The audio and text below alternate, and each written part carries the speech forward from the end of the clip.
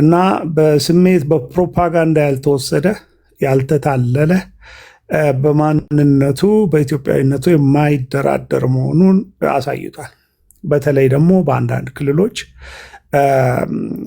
ባንዳዎች በበዙባቸው ከጠላት ጋር የተሰለፉና ኢትዮጵያን ለመበተን ከዳር ዳር የሚሯሯጡ ባሉበት ሁሉ ህዝቡ የዲሽቃ ቶክስም ሳይፈራ በዛ ሁሉ ፍርሃት መካከል የጸጥታ አስከባሪዎች በማይደርሱበት ቦታ ሁሉ ወጥቶ ድምፁን ሰጥቶ ተወካዮቹን መርጧል። ይሄ በጣም ትልቅ ድል ነው። ለኢትዮጵያ ጠላቶች ደግሞ እጅግ ከባድ ውርደት ነው። በጣም ከፍተኛ ሽንፈት ነው ለነ ግብፅ፣ ለነ ሻዕቢያ እንዲሁም ደግሞ ለነሱ ተላላኪዎች ለሆኑት ለኦነግ ሸኔና በተለይም አማራ ክልል የሚንቀሳቀሰው ፋኖ እጅግ ከፍተኛ የሆነ ውርደት፣ በህዝብ ፊት እርቃናቸውን የቆሙበት ማንነታቸው የተጋለጠበት ነው እና በሚዲያ መጥተው በሚናገሩበት ጊዜ ራሳቸውን እያጋለጡ ከኢትዮጵያ ህዝብ ጋር ይበልጥ እየተጋጩ ኢትዮጵያን ለመበተን የያዙትን አቋም ሊያሳኩት እንደማይችሉ በግልጽ የተረዱበት እና በተለይም ደግሞ ይሄ ምርጫ ወቅት በጣም ጥሩ ወቅት ነው ብለው መርጠው ከፍተኛ በጀት መድበው ከፍተኛ ሚዲያ ስምሪት ወስደው ከጠላት እኩል ከኢትዮጵያ ጠላቶች በላይም ጠላት ሆነው አንዳንዶቹ የኢትዮጵያ ህዝብ መንግስት እንዳይኖረው ለማድረግ የጀመሩት ጥረት አልተሳካም። ይሄ እንግዲህ በጣም ከፍተኛ ድንጋጤ የፈጠረ ነው። ምክንያቱም የኢትዮጵያ ህዝብ ሀገሩ አይደራደር፣ ከዳር ዳር ከሰሜን ደቡብ፣ ከምስራቅ ምዕራብ የኢትዮጵያ ህዝብ በኢትዮጵያዊነቱ በሀገሩ በሉዓላዊነቱ የማይደራደር መሆኑን ያስመሰከረበት ነው። ከዛ ውጭ አንዳንድ ሰዎች ምርጫውን ማን እንደሚያሸንፍ ቀድመው ይናገራሉ። ይህንን የሚናገሩበት ምክንያት የተመዘገበውን ውጤት ያውቃሉ። በሀገሪቱ ያለው የልማት ሁኔታ እጅግ በከፍተኛ ደረጃ ያለው ካለፈው አፈጻጸም ተነስቶ የኢትዮጵያ መንግስት አፈጻጸሙን እያሻሻለ ልማቱን እያፋጠነ በመምጣቱ በህዝብ ዘንድ ደግሞ በዲሞክራሲያዊነቱም ከእንደገና ደግሞ በሰላም ወዳድነቱም በይቅርባይነቱም የኢትዮጵያ መንግስት ወደ ሰፊነቱም ሁሉ የተመሰከረለት መንግስት በህዝብ ዘንድ መሆኑ ምርጫውን እንዲያሸንፍ እንደረዳው አውቀዋል። በተለይ በልማት ፈጣን ልማት በማስመዝገብ ረገድ በከተማውም በገጠሩም መንግስት ያሳየው አጠቃላይ ሀገራዊ ኢኮኖሚውን ከማሳደግ አንጻር የሚሰራቸው ስራዎች እንዲመረጥ እንደሚያደርጉት እና ይህንን አሁን ያለው አመራር ከሚሰራው በላይ የተሻለ ሊሰራ የሚችል የለም የሚለውን ተቃዋሚዎቹ ራሳቸው የገመገሙበት በተለይ ይሄ ውጭ ያለው ባንዳው የገመገመበት ነው እና ይሄ ባንዳ ሀፍረቱን ተከናንቦ ነው ያለው። በጣም በቃ ጥፍሩ ውስጥ መደበቅ ባለበት ሰዓት ላይ ነው ያለው እና ይሄንን ነገር የኢትዮጵያ ህዝብ በጣም ታላቅ ጀግና ህዝብ መሆኑን በዚህ አጋጣሚ መናገር ይቻላል። ኦኬ ቴንክ ዩ። አዲስ ታይምስ ቴዲያችን እንዴት ሰላም ነኝ? እኔን እየረስተኝ ነው ዘለልከኝ። ቀደም ተከተላችሁ አስተካክየው ነው ስራ ላይ ነኝ እኔ። በታይሚ ባወራ ደስ ይለኛል። እኔ ነኝ አፈ ጉባኤው። ቀደም ተከተላችሁን አስተካክየ ነው አንድ ከዚህ አንድ ከዛ እያደረኩ። እሺ ከአዲስ ታይምስ ቀጥሎ አንቺ ከዛ እንዳቀማመጣችሁ ማለት ነው። እሺ አዲስ ታይምስ ዛሬ ቤት ቴዲ በመጀመሪያ እሱን አድሬስ ላድርግ። 5 ደቂቃ እንትይዝልኛለህ። በመጀመሪያ ዛሬ ቤቴን ከፍቼ ቴዲን አልተሳደብኩም፣ ስድብም አያስፈልግም። ቴዲን ግን ስህተቱን ተናግሬያለሁ። ቢኮዝ እዚህ ቤት ውስጥ ትዝ የሚል ከሆነ አዲስ አበባ ላይ ባለጊዜዎች ይሄ መንግስት ቤታቸውን ሊያፈርስባቸው በጣም የሚገርም ሰፈር ድምጽ ትንሽ ታፍ ነው። ኦኬ እንደዛ ከሆነ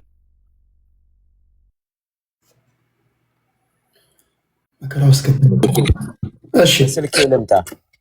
ዛሬ እኔ ቤት ውስጥ ፕሮግራም ሰርተናል። ረጅም ፕሮግራም ምርጫውን በተመለከተ ብዙ ከቨሬጅ አድርገናል እና ከዛ ውስጥ በዛ ፕሮግራም ማለቂያ አካባቢ አንድ እህታችን ትዝ የሚል ከሆነ ከሁለት ወር ከ3 ወር በፊት አንተ ቤት መታ አዲስ አበባ ላይ ብስራተ ገብርኤል አካባቢ በጣም 60 ዓመት 70 ዓመት የኖሩበትን ቤት ባለጊዜዎች የኦሮሞ ብልጽግና ሰዎች ቤታቸውን ካርታቸውን በላያቸው ላይ ነጥቀው ካርታችሁ ጠፍቷል መክኗል ያሏት ልጅ ታስታውሳለና እናንተ የዛን ጊዜ ፍርድ ቤት ሂጂ ህግ ይመልስልሻል ምናምን ቴዲም ያንን ሰፖርት አድርገ ነበርና አንዴ ብልጽግና ካድሬ ጠበቃ ነኝ የሚል ገብቶ የልጅቷን ብሶት እያለቀሰች ነው አንተ ቤት የተናገረችው ትዝ ይለኛል። ያንን ብሶት ለማዳፈን ሄደ ቴዲኔም እሱም ትክክል እንዳልሆነ ሲናገር ቆይ አንተ በኋላ ላይ እኮ ምንም እዚህ አውርተህ ነው የምትቀረው ምናምን የሚለውን ቴዲም እሱን ኢምፖዝ አድርገ ነበርና በዛሬ ፕሮግራም ላይ እሷ መታ ያንን ይሄው 3 ወሮንም ብላ ብሶቷን ስታቀርብ እኔ ያልኩት ምንድነው ቴዲም ተሳስቷል። የዛን ጊዜ የብልጽግናን ጨቋኝ አስተዳደራዊ በደሎች ሳይገባው ቀርቶ አይደለምና ይሄንን የልጅቷን ነገር የዛኔ ልጅቷ አውጥታ ቢሆን ምናልባት በቴዲ ቤት ተነግሮ ቢሆን ዛሬ ምናልባት መፍትሄ ታገኝ ይሆን ነበረ። ስለዚህ ቴዲም አጥፍቷል የሚል ሐሳብ አቅርቤያለሁ። ይሄ ደግሞ በጨዋነት አሁንም የምደግመው ሐሳብ ነው ብዬ ነው ማስበው። ስድብ የለም እዚህ ውስጥ። እሺ አንዴ ምላሽ ልስጠው በዛ ጉዳይ ላይ። ልጅቷን አስታውስኳት እንዴት አድርጌ ማስረዳት እንዳለብኝ አላውቅም። ይቅርታ አድርጉልኝ። አይ ዶንት ቲንክ ልጅቷ ራሱ በጣም ከከባድ ይቅርታ ጋር ጤነኛ አትመስለኝም። በቃ አሁን ሲገባኝ ማለት ነው። አንደኛ የመጀመሪያ የመጣቸው እኔ ጋ ነው። በዩቲዩብ የነበርሽ ልጅ ነሽ።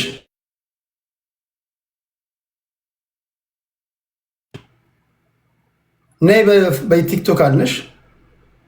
በቲክቶክ መጣሽ። ታስታውሳላችሁ? አይ ቲንክ ዋኖ ዊ የምትባል አካውንት ያላት ኬዝሽ ምንድን ነው አላት። የእናቴ አባቴ ቤት ተወስዷል አለች። ምንድን ነው እንደዚህ ካርታው ቀልጧል ምናምን ብላ ነገረችን። ዘን ምንድነው ሐሳብሽ? በህግ ልንይዘው ነው አለች። በህግ የምትይዥው ከሆነ አሁን እዚህ ጋር የምትናገሪው ንግግር በሙሉ የህግ ሂደቱን ያበላሽብሻል። ወይ እዚህ ጋር እናንጫጨዋለን፣ ምን የምትጠቀሚው ነገር የለም አልኳት። የህግ ሰዎችን አገናኘዋት፣ ተነጋገሩ አልኳት።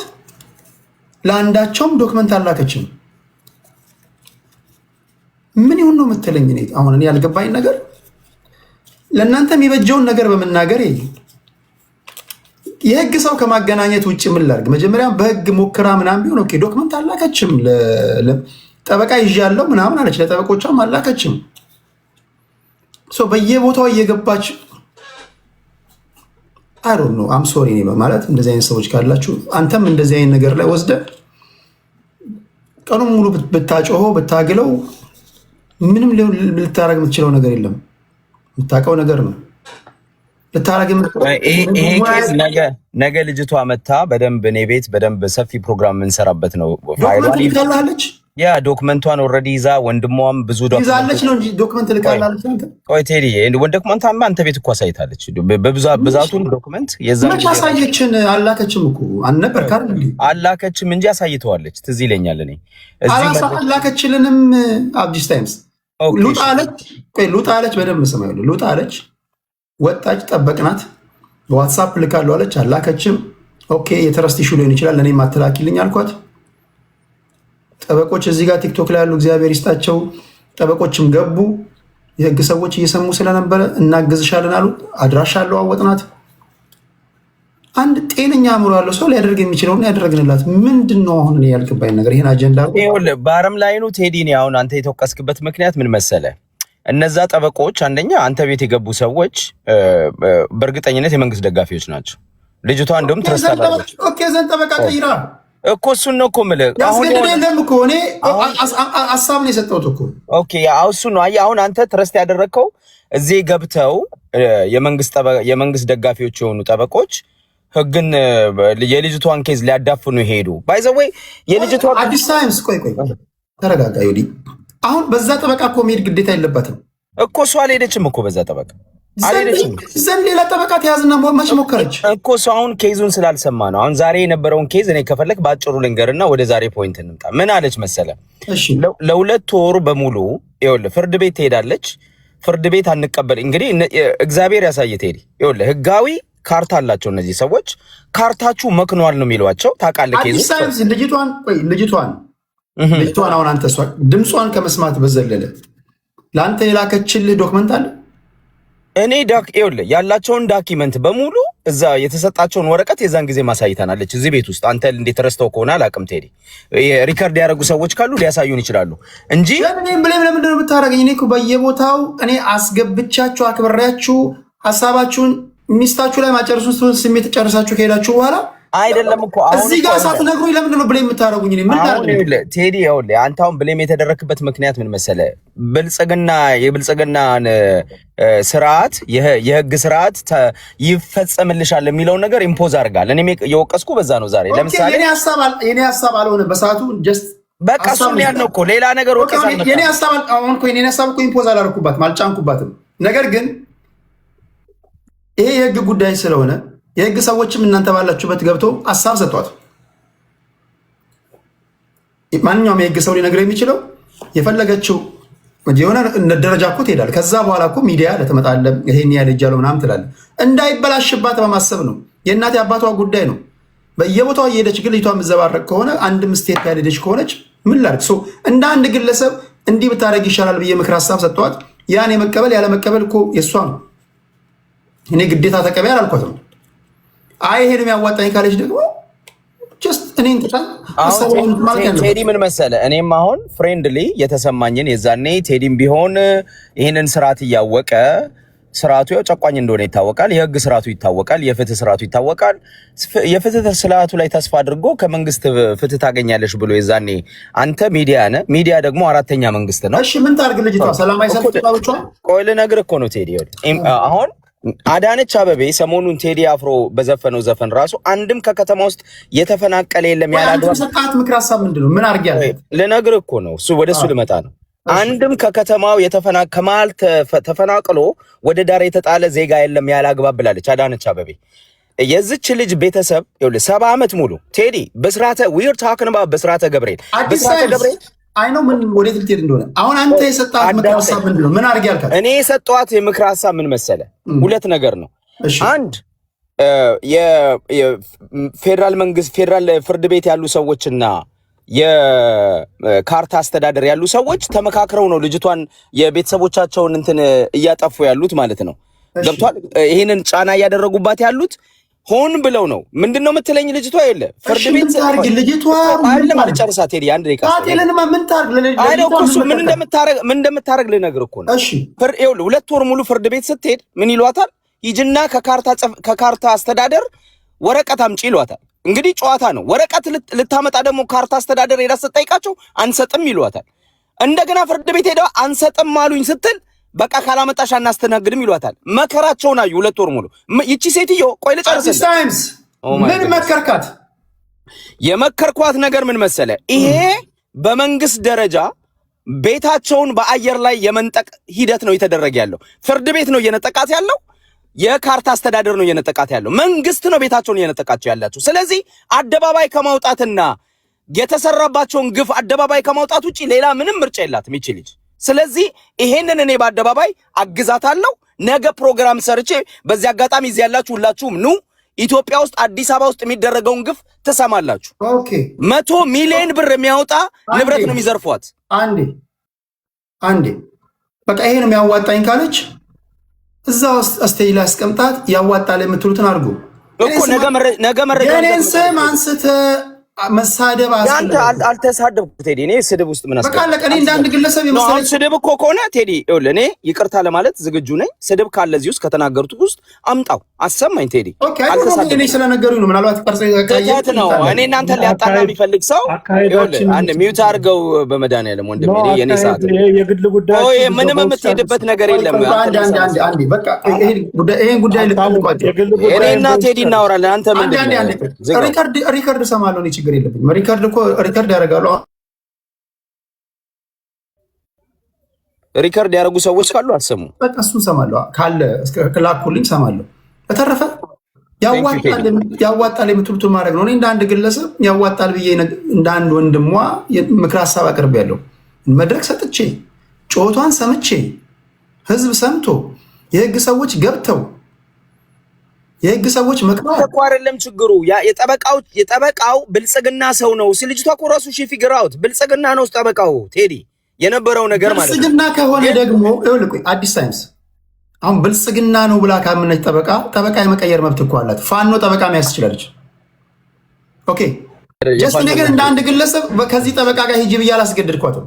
ኖ አይደለም። መፍትሄ ይዞ የመጣው ለምሳሌ ወረቀት ሽላኪ አሁን አለቀ እኮ ኬስ ክሎዝ። አሁን አንተ እዛ ውስጥ አንግባ። ነገ ኬዙ በዚህ ይሄን የሚያዋጣን ካልክ ነገ ፕሮግራም ስንሰራ አንተም መተህ ቴዲ፣ ዋናው ነገር እኔ ቴዲ ወንድሜ ነህ፣ ጓደኛዬ ነህ። እዚህ መጥቼ ያወራለሁ አክብሬ ስጠይቅ ፕሮግራም ስንሰራ የምንሰራ ሰው ነን በመከባበር። ግን እንደ ፖለቲካ ቴዲ ስህተት ከሰራ በጨዋ ደንብ ልተቸው እችላለሁ። ከዛ ውጪ ቴዲ የምሰድብበት የማንጓጠጥበት አንደኛ እኔም የሚዲያ ሰው ነኝ፣ ምንም ኢንቴንሽን የለኝም። ወንድማዊ ግንኙነት ነው ያለኝ ከአንተ ጋር፣ የምተችበት ምንም ነገር የለም። ሊያጣሉን የሚፈልጉ ሰዎች ሌላ ሊለኩሱ ይችላሉ፣ ግን መረጃ ማቅረብ አይችሉም። ከዛ በተረፈ 5 ደቂቃ አንዴ ጤና ይስጥልኝ አድማጭ፣ ሰላም ሄሎ፣ ስልክ ላይ አለ። እሺ 3 ደቂቃ አለ። በምርጫ ጉዳይ እያወራን ነው። እዚህ ጋር ፖለቲከኞች አሉ፣ ወደዛ መሄድ ስላለብኝ እስኪ የታዘብከውን ንገረን። በምርጫ ጉዳይ እያወራን ግን መሀል ላይ ገባው ከምርጫው ድምፅ ጥራት የለውም። እሺ ዛሬ ኢትዮጵያ ውስጥ ምርጫ ተደርጓል። ይህን ምርጫ የተለያየ ስም ቢሰጠው ምርጫ መደረጉ በራሱ አንድ ጥሩ ነገር ነው። ምክንያቱም ኢትዮጵያ ውስጥ የመንግስት ስልጣን መያዝ ያለበት በምርጫ በጠመንጃ ስልጣን ማለት የብዙ ጊዜ ልምምዳችን ሆኖ ከአንድም ነገር አላወጣን። ስለዚህ የተደረገው ምርጫ ችግሮች የሉትም። በቃ እንደው መለኪያው አሜሪካ ውስጥ የሚኖር ሰው ከአሜሪካ ምርጫ መለኪያ ጋር የሚያስተያዩበት ሁኔታ ሲፈጠር በቃ ኢትዮጵያን የማያውቁ ሰዎች ማለት ኢትዮጵያ ውስጥ ከኢትዮጵያ ከተለዩ ዘመናት በጣም ብዙ ዘመናት ወይም ደግሞ ኢትዮጵያ ውስጥ ያለው ሁኔታ አይከታተሉ መሰለኝ። በተፈጠሩት ሁኔታዎች በአንድ ጎራ ጋር ተሰልፎ ወደዛ የተመለሱ ይመስለኛል እንጂ ኢትዮጵያ ውስጥ ያለውን ሁኔታ ለተረዳ ሰው በዛች ሀገር ውስጥ የምርጫ ሂደቶች ራሳቸው በየጊዜው መከናወናቸውና ይሄንን ባለማቋረጥ መደረጉ በራሱ እንኳን አንድ ልምድ መሆኑን መቀበል ያስፈልጋል። በምርጫዎቹ ችግሮች አልታዩ ወይም ደግሞ እንደው ሁሉም ነገር አልጋ ባልጋ ነው የሚባል ሁኔታ የለም። ነገር ግን ለኢትዮጵያ ሕዝብ እንደ ሀገር ኢትዮጵያ ዘልቃ ትቆየ ዘንድ ሁኔታዎች መርገብ መቻል አለባቸው። የሚረግቡበት ሁኔታ ደግሞ አንዱ መንግስትን በምርጫ መለዋወጥ መለመድ አለበት። ይሄ ካልቸር መኖር አለ። ይህንን ሁኔታ የተሻለ ለማድረግ ሰዎች ከጠመንጃ ላይ እጃቸውን አንስተው በፖለቲካ ትግል ውስጥ በሰላማዊ የፖለቲካ ትግል ውስጥ የሚሳተፉበት ሁኔታ እያደገ እንዲሄድ አድርገን ሲሆን ዛሬ ላይ ለምርጫ የሚቀርቡት ፓርቲዎች በተሻለ ሁኔታ የሚመጡበት ጊዜ ነው ይወጣል። ስለዚህ ለወደፊቱ የተሻለ ነገር እንዲመጣ በሰላማዊ ትግል በኩል በመደራጀት በፖለቲካ ድርጅቶች ውስጥ ተሳትፎ በማድረግ በተለይ ወጣቱ ትውልድ መጪ ጊዜውን ለሱ የተመቸ እንዲሆን ለማድረግ በፖለቲካ ውስጥ ተሳትፎ ማድረግ፣ ፓርቲ በጥሩ ሁኔታ ማደራጀት፣ ህዝብን መድረስ እና መንግስት ከዚህ አኳያ ደግሞ አንድ ወጥ የሆነ ግዙፍ ፓርቲ ለመገንባት የሚያደርገውን ነገር ራሱ መታገላል። ከልብ አመሰግናለሁ አድማጭ። ፓርቲ መኖር የለበትም። ህዝብን የሚወክሉ ብዙ ፓርቲዎች እንዲኖሩ ህዝብ በፓርቲዎች ውስጥ በፖለቲካ ስራ መሳተፍ አለበትና ምርጫ መደረጉን ልናበረታታ ይገባል። ውጪ የምንኖር ሰዎች ውጪ በሚኖረው መለኪያ ላይ እየሄድን እንደው የኢትዮጵያን መከራና ችግር የበለጠ ባናበዛው ይሻላል ማለት ፈልጋለሁ። አመሰግናለሁ። ከልብ አመሰግናለሁ። እግዚአብሔር ያክብርልኝ። እሺ ወደ አዲስ ታይምስ ከመሄዴ በፊት አንድ ነገር ልበልና ለአዲስ ታይምስ ሙሉ 5 ደቂቃ ሰጠዋለሁ። ጋይስ እኔ ምን እንደማደርግላችሁ አላውቅም። እኔ ክርስቶስ አይደለም። እኔ 100% ፐርፌክት ልጅ ነኝ። እኔን አትንኩኝ እያልኩኝ አይደለም። አትሊስት ግን ስንነጋገር ሪዝን በአመክንዮ ቢሆን ድምፅ ሁነኝ ብለሽ አልቀሰሽ መተሽ ከዩቲዩብ ላይ ወደ ቲክቶክ ላይ መተሽ ከቲክቶክ ላይ አስገብተንሽ ድምፅ ሆነንሽ እንደ አንድ ወንድምሽ ወይም እንደ አንድ ፖለቲከኞች ይበጃል ያለውን ምክር ሐሳብ ሰተንሽ ግራ ቀኙን አእምሮሽን ተጠቅመሽ ይበጃል ያልሽውን መቀበል ያንቺ ነው። ምንም አይነት የህግ ሂደት አልጀመረችም። ልጅ ዶክመንት ልካለሁ አለች። ዶክመንት እንኳን አላከችም። ምንም ዝም ብላ ነው የምትናገረው። ፎቶ እንኳን አይታይም። ኦኬ ፎቶ አለ ሴኩሪቲ ነው ይባል። ኦኬ ድምጿን ብቻ ነው የምታዋጣው። ረጅም ሰዓት አጀንዳ አድርገን በአንቺ ጉዳይ አውርተን እንደው ምስጋናው ቢቀር ቴዲ ጨቆነኝ ስትይ ሴጣን ራሱ ምን ይላል አስታውሳለሁ። የዛን ጊዜ አንድ ፍራውል የተባለ አጭበርባሪ ሰውዬ ገንዘብ አስገባልሃለሁ ብሎኛል ብሎ የመጣን ሰውዬ ራሱ አስታውስኩት። አሁን እሱንም እዚህ ስቴጅ ላይ አስቀምጠን የእሱን ሰምተን ከዛ የእሷን ረጅም ሰዓት የተወያየንበት ምን አይ ዶንት ኖ ፕሊስ ሌሎቻችሁ ፕሊስ እንደው ምን አይነት አይ ዶንት ኖ አይገባኝም። አይ ነው አንደርስታንድ እንተዋወቃለን፣ ግን ቢያንስ እንደዚህ ያሉ ነገሮችን ለሌሎችም ድምፅ እንዳንሆን ልታደርጉ ስለምትችሉ ፕሊስ ኮምፕሌን ለማድረግ ምናምን ከመሮጥ ይልቅ መጀመሪያ ያሽውን ጉዳይ ልታገኝ የእናት አባትሽ ንብረት ልታገኝ የምትችይበት መንገድ አንቺ ያዋጣል በምትይበት መንገድ ሂጂ።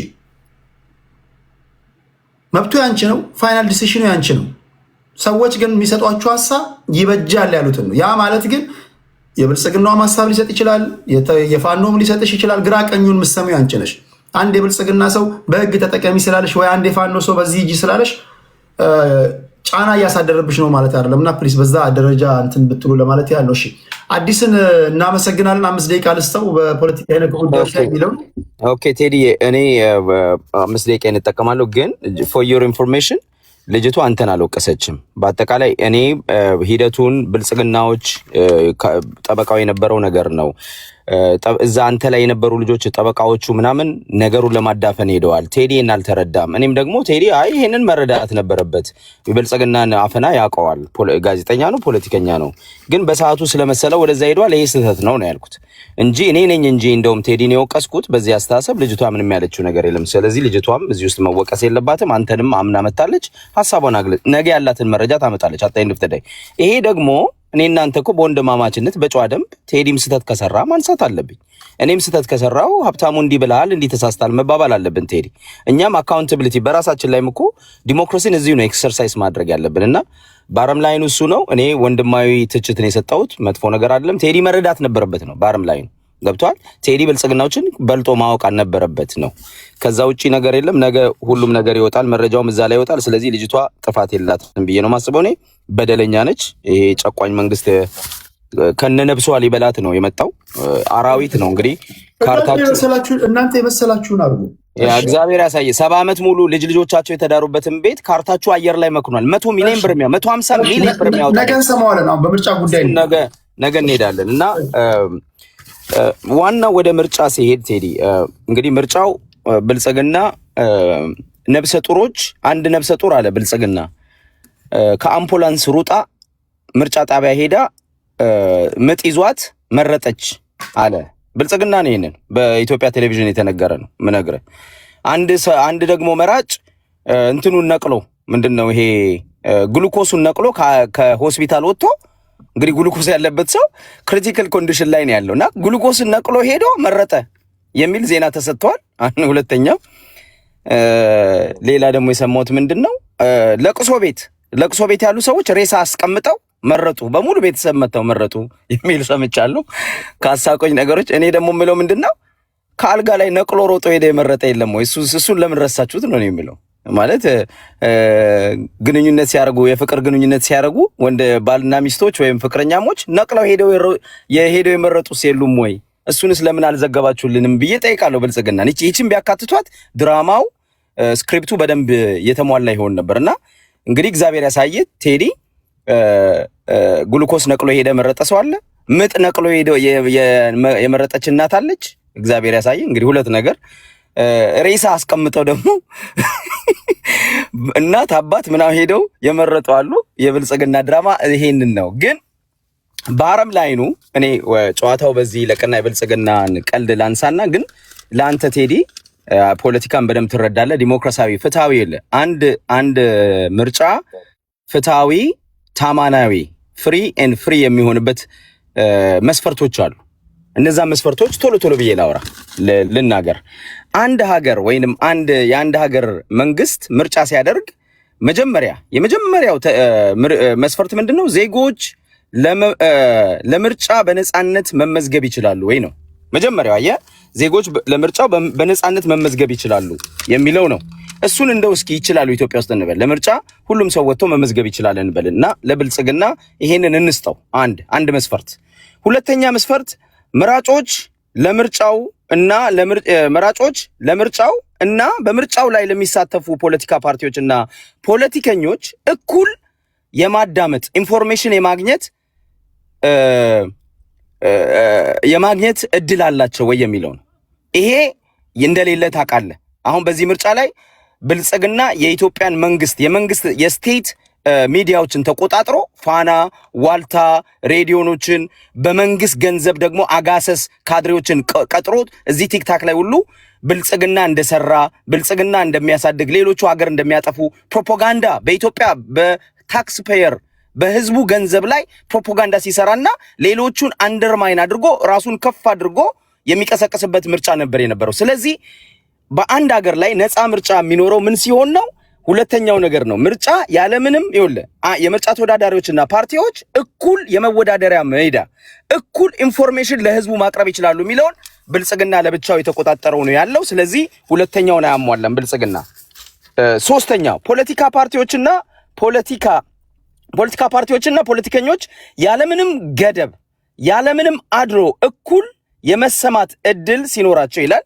ይሄም እኩል የመሰማት እድል የላቸውም። ብልጽግናዎች እንደፈለጉ ወጥተው ለምርጫ ቅስቀሳ ያደርጋሉ። ልማትን የሰሩትን በቴሌቪዥን ያሳያሉ። ሌሎች ደግሞ ያላቸውን ራዕይ በበቂ ሁኔታ ማቅረብ አይችሉም። አራተኛ መንግስት ለምርጫ የሚወዳደሩ ፓርቲዎችንና ፖለቲከኞችን ላይ ጫና ማስፈራራትና ጥቃት ያላደረገ ከሆነ ይላል። አየ ፍሪ ኤንድ ፌር ኤሌክሽን ሊተገበር የሚችለው መንግስት ጥቃት የማያደርግ ኦኬ።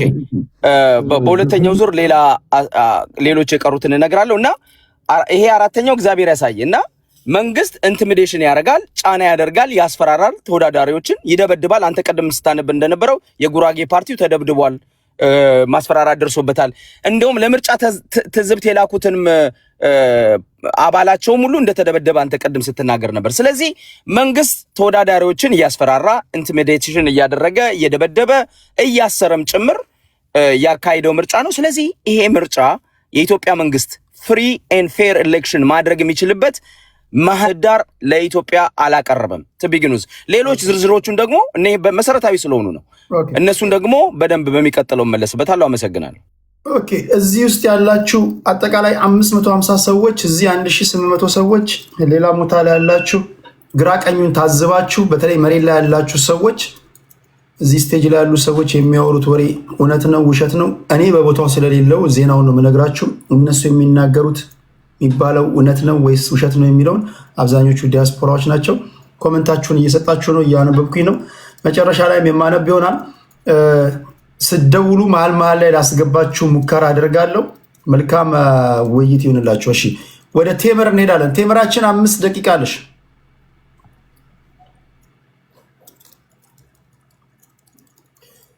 ቴምር ድምፅ አለ። እኔ መጨረሻ ላይ ላውራ፣ አሁን ስራ ላይ ነኝ። መጨረሻ ላይ ወደ ተመሳሳይ ስለሆኑ እኔን ታስቀድመኛል። አንድ ጊዜ ጋይስ፣ እኔ ሁላችሁንም አውቃችኋለሁ። አትንገሩኝ ለኔ። እኔ የእጄን መዳፍ ያህል ስለማውቃችሁ አሳስቀምጣችሁም እንዴት እንደሆነ አውቃለሁ እና መናገር አይጠበቅባችሁም። ችግር የለም። ካላወቅኳችሁ ከሁለተኛው ዙር በኋላ በደንብ ስለምንተዋወቅ በሚሰጣችሁ ደቂቃ ላይ ብቻ ሀሳባችሁን ስጡ። እሺ ቢኒ፣ ወደ አንተ ልምጣ። 5 ደቂቃ አለ። እሺ ቴዲ፣ አመሰግናለሁ። እንደ አጋጣሚ ሆኖ ነው አዲስ አበባ ነኝ ያለሁት እና ከዚህ በፊትም 2 ጊዜ አንተ ጋር ስገባ በአጋጣሚ አዲስ አበባ ነበርኩኝ። ምን ይገርመኛል መሰለ ቴዲ፣ በዚህ ግን አቋሜን ላሳውቅ መጀመሪያ። ሁሉም የተለያየ ነገር ስለሚያስቀምጥ እኔ ኢትዮጵያኒስት ነኝ። በብሔር አላምንም። የተወለድኩበት ብሔር አለ፣ ግን በዛ አላምንም። ባላመንኩበት ነገር ደግሞ ብሔር አለኝ ብዬ በአደባባይ አልናገርም። ወደ ዋናው ነገር ስመጣ ቴዲ የዛሬ 20 ዓመትም የዛሬ 15 ዓመትም የዛሬ 10 ዓመትም ተቃዋሚ ሆነን እየጮህን የምንሄድ ከሆነ የሆነ ነገር አለብን ብለን ነው ራሳችንን መገምገም ያለብን። በመጀመሪያ በዚህ አጋጣሚ አሁን ላለው መንግስት ክብር መስጠት እፈልጋለሁ። ይሄም ምርጫ ውሸትም ይሁን እውነትም ይሁን እግዚአብሔር ያውጣው፣ ምርጫ በመደረጉና ኢትዮጵያ ውስጥ መንግስት በመኖሩ እኔ ክሬዲት እሰጣለሁ። መንግስት በመኖሩ እሱ እንዳይኖር ነው የዓለም መንግስታት እንደው ሁሉም ጠላቶቻችን ሲዘምቱብን የነበሩት። በጣም የሚገርበኝ እኮ አሜሪካ ተቀምጦ ያልደረሰኝ ዕቃ የተሻሻጠ ሁሉ ስለ ዲሞክራሲ ለኢትዮጵያ ህዝብ ሊነግረን ይፈልጋል።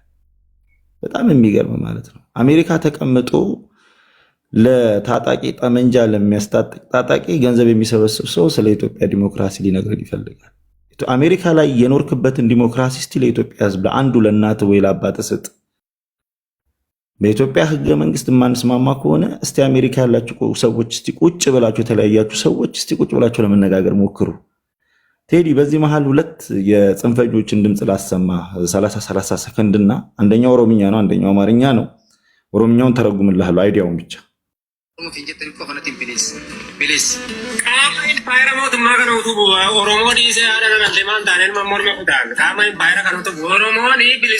ምንድን ነው የሚለው መሰለ?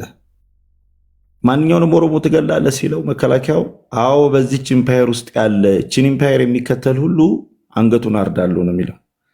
ልብ አድርግ። ፋኖ አሁን ደማችን የምትመልስበት ሰዓት ነው።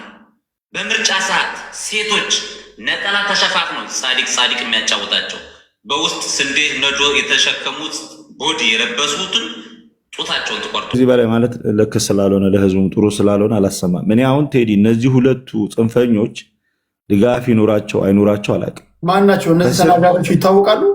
አዎ ይታወቃሉ። ኦፊሻል እዚህ ቲክታክ ላይ ያሉ ናቸው። በደንብ ነው የሚታወቁት። ብዙ ተከታይ ያላቸው ብዙ ድጋፍ ያላቸው ሰዎች ናቸው።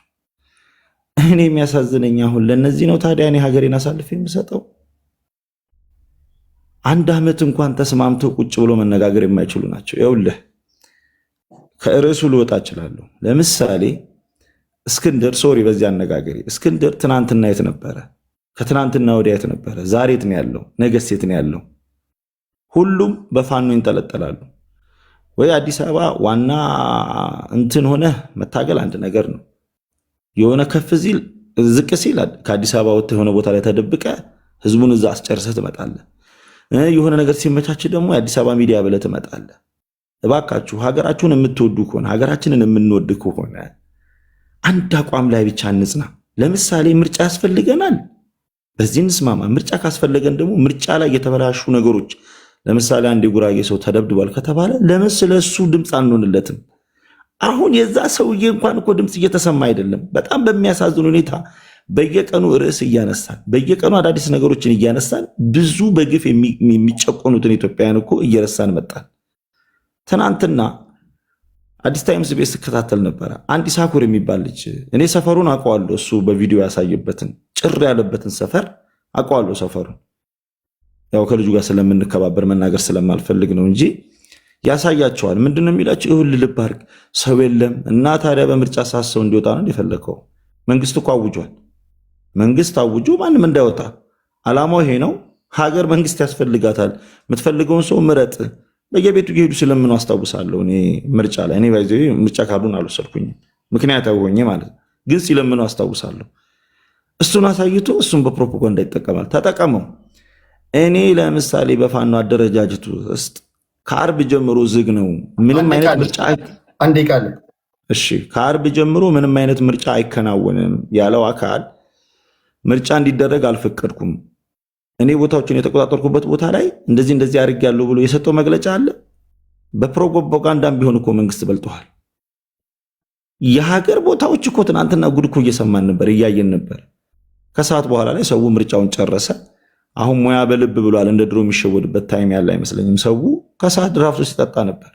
ይሄን ስልህ እኔ አሁን ሁሉም የአዲስ አበባ ቦታ እያልኩ አይደለም፣ የተወሰነ ቦታ ላይ ይህንን አይቻልም።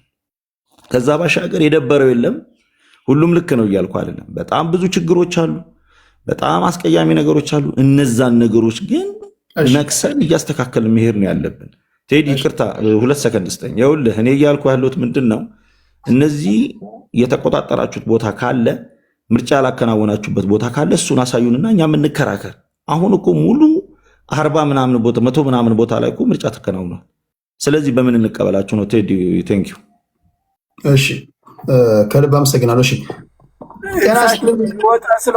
ልወጣ ስለሆነ መልእክት ላስተላልፍ። ባለፈው የላኩት ገንዘብ ሳውን ከአካውንቱ ሮንግ ነው አልደረሰውም እና ደውለው እነሱ እንትን ብለውኛል፣ ማስገባት አልቻልንም ብለውኛል። አገር ቤት የሚሰጡልኝ ሰዎች ስላሉ ማለት ነው። እሺ ልክልሃለሁ።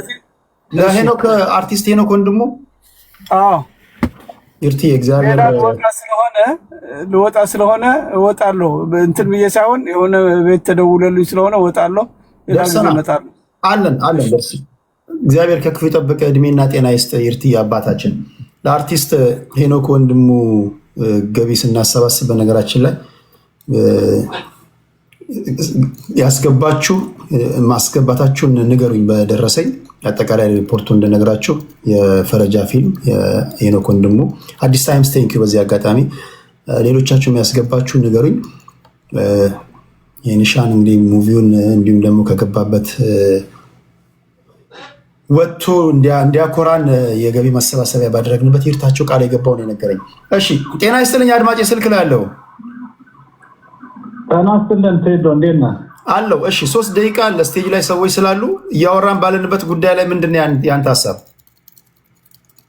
ኦኬ መጀመሪያ በዛ በልጅቷ ጉዳይ ላይ ሰምቼ ስለነበረ ምስክርነትን ብሰጥ ፈቃድ ከሆነ። ኦኬ ሄሎ። እሺ ሙሉ ያደረግከውን ኮንቨርሴሽን ሰምቻለሁ ከልጅቷ ጋር። እጅግ በጣም አፕሪሼት አደርጋለሁ። ልጅቷን መስመር ለማስያዝ ወደ ተለያየ የፖለቲካ አቅጣጫ ሊጠልፏት ሲፈልጉ ከዛ ሁሉ ፕሮቴክት እያደረግ እንደገና ወደ ህግ ያልተያዘን ጉዳይ ወደ ህግ ይዛ፣ በነገራችን ላይ ወደ ህግ ይዛ ብትሄድ እኮ በዚህ መንግስት እንኳን ባይዳኝላት ሌላ መንግስት ሲመጣ ራሱ ኬዟን ልታሳይ ትችላለች። ገብቷል አይደል? ምንም የህግ ጉዳይ ሳትጀምር ነገሯን እንዳታበላሽ ጠበቃን የመረጠችው እሷ ናት። ገብቷል አይደል? ኮንቨርሴሽን ቅድም እየሰማው ነበር አዲስ ታይምስ የሚያቀርበው ነው። ያኔ ያደረከውን ነገር ሙሉ ለሙሉ ሰምቻለሁ። ጠበቃን የመረጠችው ራሷ ናት። ወደ ህግ ውሰጂና በህግ ተከራከሪ። ገብቷል አይደል? ፍትህ ይኑርም አይኑርም ወደ ህግ ወስደህ እስከምትችለው ድረስ ይግባኝ ብለህ ሄደ ነገም የራስ ሲመጣ ድጋሚ ያ ፋይል ተጎርጉሮ ዳኝነት ልታገኝ ትችላለህ።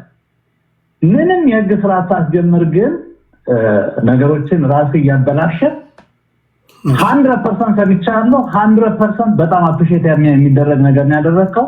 እሷን ፕሮቴክት እያደረካት መስመር እንድትይዝ ነው ያደረካት። ፖለቲከኞች ደግሞ ወደ ፖለቲካ አደባባይ ላይ በትለፈለፍ ምን ታመጣለህ? ምንም አታመጣ።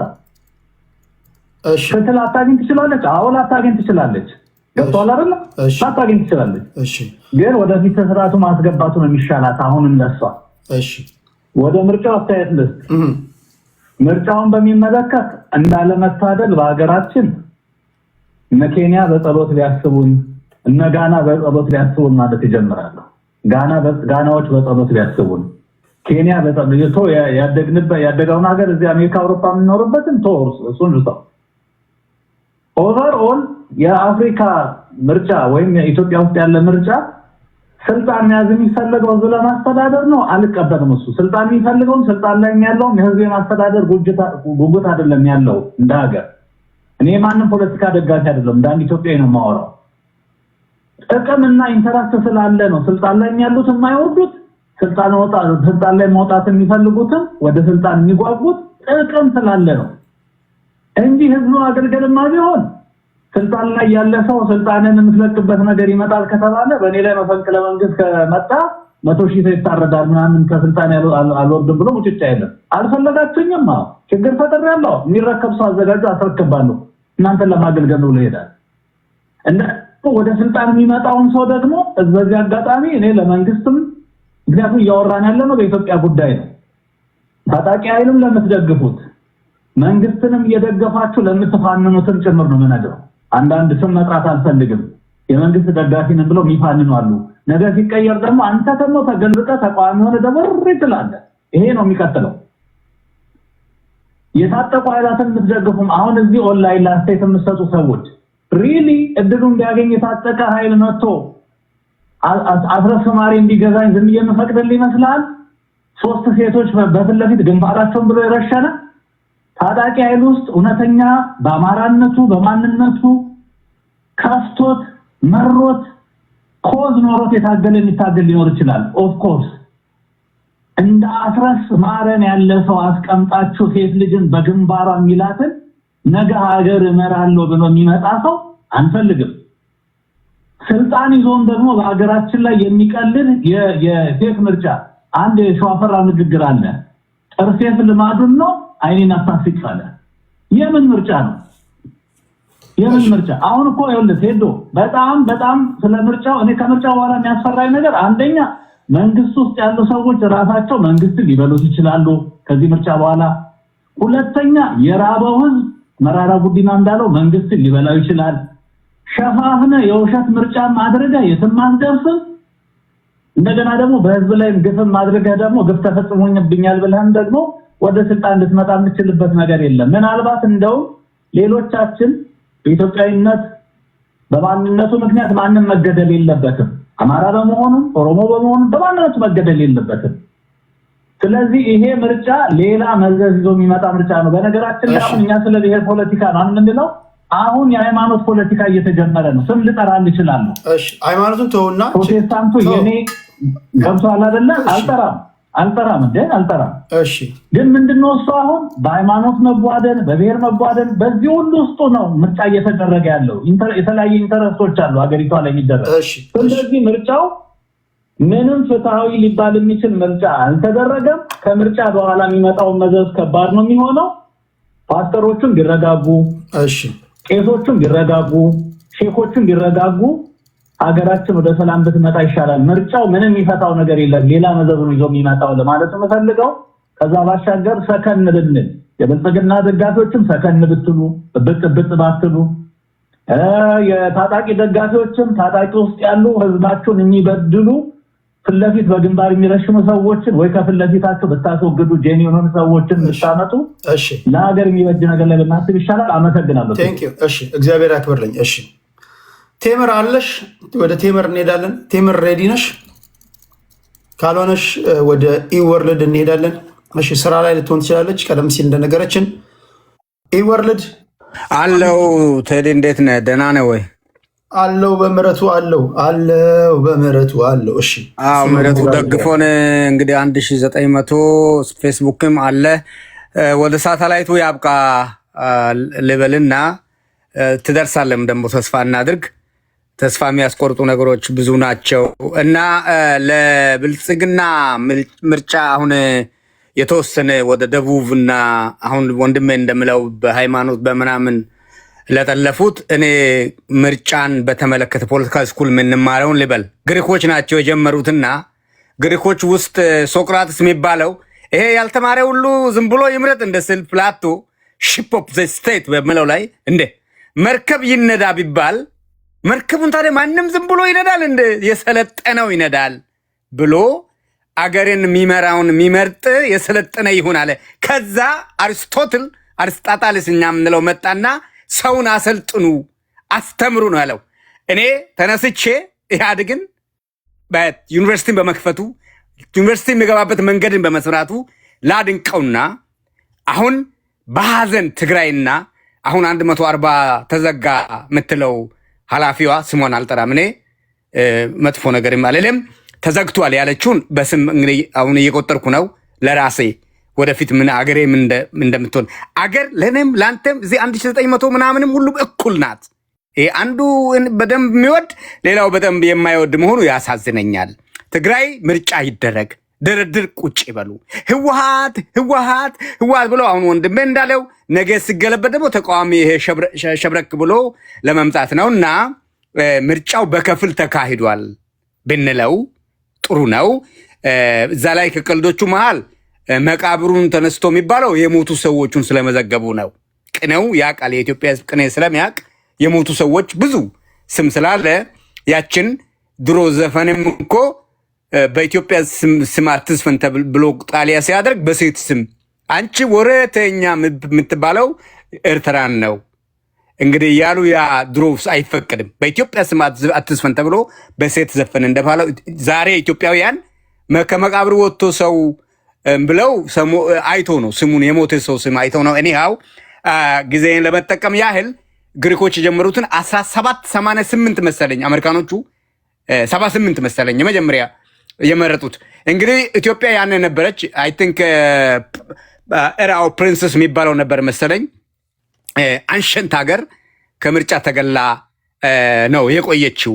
ግን ሰባተኛው የተባለው ያው የኢህአዴግን ምርጫ ካሉ ያንን ምርጫ ያመጣው እናውቋልና ያንን እንደ ጠላት አድርገን ኢትዮጵያን አሁን ወደ መገንጠሉ ጋር መግፋቱን ብንተወው ይሻላል። ስጨርሰው ምርጫ በደቡብ በኩል ተካሂዷል። ትላንትና ብዙ ተቃውሞ ገጥሞኝ ነበር። ደስ ብሎኛል፣ አስተምሮኛል። ደቡቡ ይሄ ዌስተርን ካልቸር ይባላል። መንግስትን አትንኩ፣ መንግስትን እግዚአብሔር ይሾማል የሚለው የዌስተርን ፖለቲካል ካልቸር ነው። እኔ የተማርኩት ሃይማኖት ትምህርት ቤት ነው። አትንኩ ነው።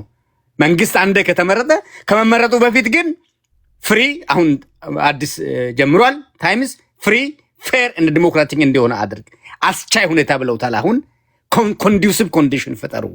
ከተመረጠ በኋላ ግን አትቃውሙ። ይሄ እኔ ፒኤችዲ ሌቭል ላይ እንግዲህ የነገሩን ነው ያስተማሩን፣ እንደዛ ነው ያሉን ነው። እኔ መንግስትን ቢመረጥ አልነካውም።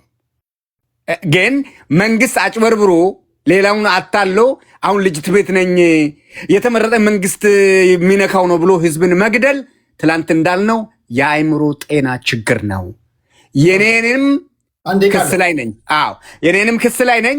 እግዚአብሔር ይስጥልን። እዚህ አድማጭ ሁሉ ይፍረድ። ምርጫ ወደ ደቡብ ኦሮሚያንም ጨምሮ ተካሂዷል። ሰሜኑ ክፍል ምርጫ መካሄድ አለበት። ሪፕሬዘንቴሽን ነው። ተወካይ የየት የኢትዮጵያ ተወካይ ነው የሚያስፈልገው። የሀገሪቱ ከእያንዳንዱ ቦታ እንደራሴ ብሎ ኃይለ ሥላሴ ጊዜ ከተካሄደውም ዝቅ ብሏልና እየተለማመድ ነው የሚባለውን እንትን ለማያቅሽ ታጠኝ ብዬ ላብቃ። ምርጫው አልተደረገም፣ በክፍል ተደርጓል ብዬ ነው ማምነው። እሺ የሆነ ነገር ልበልና ወደ መጨረሻ ዙር ወደ እናንተ እመጣለሁ። ቀደም ሲል ላነሳው ጥያቄ አሁን እናንተ መመለስ ያለባችሁ በተቃዋሚ ጎራ ላይ ያላችሁ ፖለቲከኞች እስኪ ራሳችሁን ተመልከቱት። አሁን እኛ ብዙ ጊዜ የጋራ የምንለው ነገር ላይ ሀሳብ ስንሰጥ ጎበዝ ነን። ምሁሩም መሀይሙም የከሰረውም ያተረፈውም በቃ ይተባበራል። እንደ ቆላ እሳት ሁሉን እየበላ እርጥቡንም ደረቁንም እየበላ እንደሚሄድ በጋራ የምንለው ነገር ላይ አንድ አይነት ሀሳብ ስለሆነ የምንወረውረው የተስማማን ይመስላል። በተናጠል እርስ በርሳችሁ በምታደርጉት ትግል ላይ እናንተን ፈንጠር ብሎ የሚያይ ሰው እውነት እናንተውን በለስ ቀንቷችሁ ወደፊት ማርች ማድረግ ብትችሉ ከእናንተ የተለየ ሀሳብ ያለውን ሰው አንድ ቀን ታሳድራላችሁ? ዲሞክራሲ ምን እንደሆነ እናንተ ተለማምዳችኋል። ለዛ ማሳየው እናንተ እንኳን በምታደርጉት ትግል ላይ የተለየ ለምሳሌ በአማራ ፋኖ ውስጥ እስኪ አማራ ልጆች አሁን ተሰብስበው ቁጭ ይበሉ። ምሳሌ ነው አማራ ያልኩት እንጂ አማራ ጋር ብቻ አይደለም፣ ሁሉም ጋር ነው ያለው።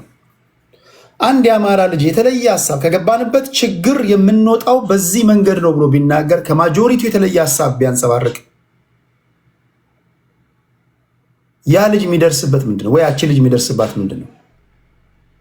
ቤተሰቧ ይዘቀዘቃል፣ ፎቶ ይዘቀዘቃል፣ ብአዴን ነው ይባላል፣ ውጣ ከትግላችን ይባላል፣ ሰርጎ ገብ ይባላል፣ ግደሉት ይባላል። የደረሰባችሁ ታውቃላችሁ። ዘን ያኛው ልጅ ደግሞ በጋራ ጉዳይ ከእናንተ ጋር ድምፁ አንድ ይሆናል። ሰብሰብ ብላችሁ ስትቀመጡ ደግሞ የሀሳብ ልዩነት እንደ እናቱ ገዳይ ነው የምናሳደው። ይሄ ውሸት ነው። ኦኬ እናንተ ያልተለማመድ ይሄ ሁሉም ጋር አለ ነው። ሄዱ ሌሎች ጋር ሄዱ። ምናልባት ቋንቋቸውን ስለማትሰሙት ምናምን ሊሆን ይችላል እንጂ ሁሉም ጋር አለ። ህዝብ እናንተ ጋር ተስፋውን እንዳይጥል እናንተን ሲያ ያስፈራዋል። አሁን ህዝብ ቀደም ደውሎ የተናገሩ ሰዎችን ሰምታችሁ ከሆነ ኦኬ መንግስት አልተመቸንም እናንተን ስናይ ደግሞ የበለጠ ታስፈሩናላችሁ ይላል። የሐሳብ ልዩነት እያስገደለ እያሰደደ ስም እያሰጠ ቤተክርስቲያን እንደገባችሁ ሻ እያሰደደ በለስ ቀንቷችሁ ወደፊት ብትመጡ ምን አይነት ስርዓት ነው ኢንስቶል የምታደርጉት? ለገዢው ፓርቲ ደግሞ ሰዎች በተደጋጋሚ እንደምናገረው እነዚህ ነፍጥ ያነሱ ሰዎች ነፍጥ እንዳያነሱ ማድረግ የሚቻልበት ብዙ መንገድ አለ ብዬ አምናለሁ። ከነዚህ መካከል አንዱ በሰላማዊ መንገድ ለመቃወም ወይም ለመታገል ቢሮ የከፈቱ የፖለቲካ ፓርቲዎች ልዩ ትሪትመንት ያስፈልጋቸዋል። እንደውም ለምሳሌ የፖለቲካ ፓርቲ መስርተው ቢሮ የሚከፍቱ ፖለቲከኞች መብታቸው የሚጠበቅ ነው።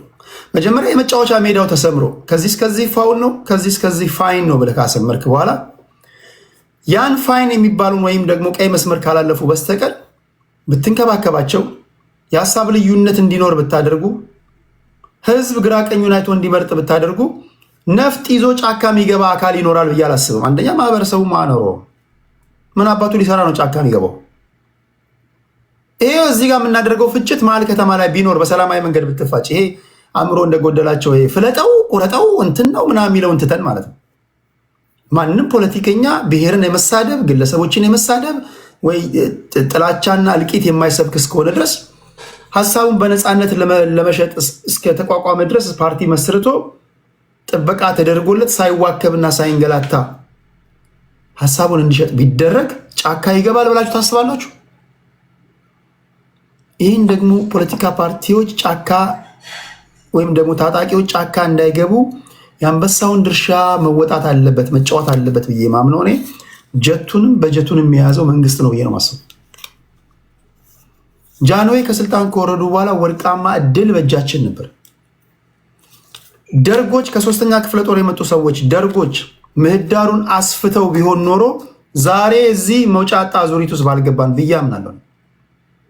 እነ መኢሶን እነ ኢህአፓ እነ ሰደድ በሏቸው የመንግስቱ ኃይለማርያም ፓርቲዎች እነ ኢጫት እነ ወዝሊግ ምናምን የሚባሉ እነዚህ ፓርቲዎች አትሊስት ሀሳባቸውን ሸጠው የመጀመሪያው ሪፐብሊክ ስርዓት ነው ከንጉሳዊ ስርዓት ወደ ሪፐብሊክ ስርዓት የመጣንበት ኢን ሂስትሪ ያችን ወርቃማ ዕድል የሶስተኛ ክፍለ ጦር ሰዎች ባያከሽፉት ኖሮ ዛሬ እዚህ የድንጋይ ዘመን ፖለቲካ ባላራመድን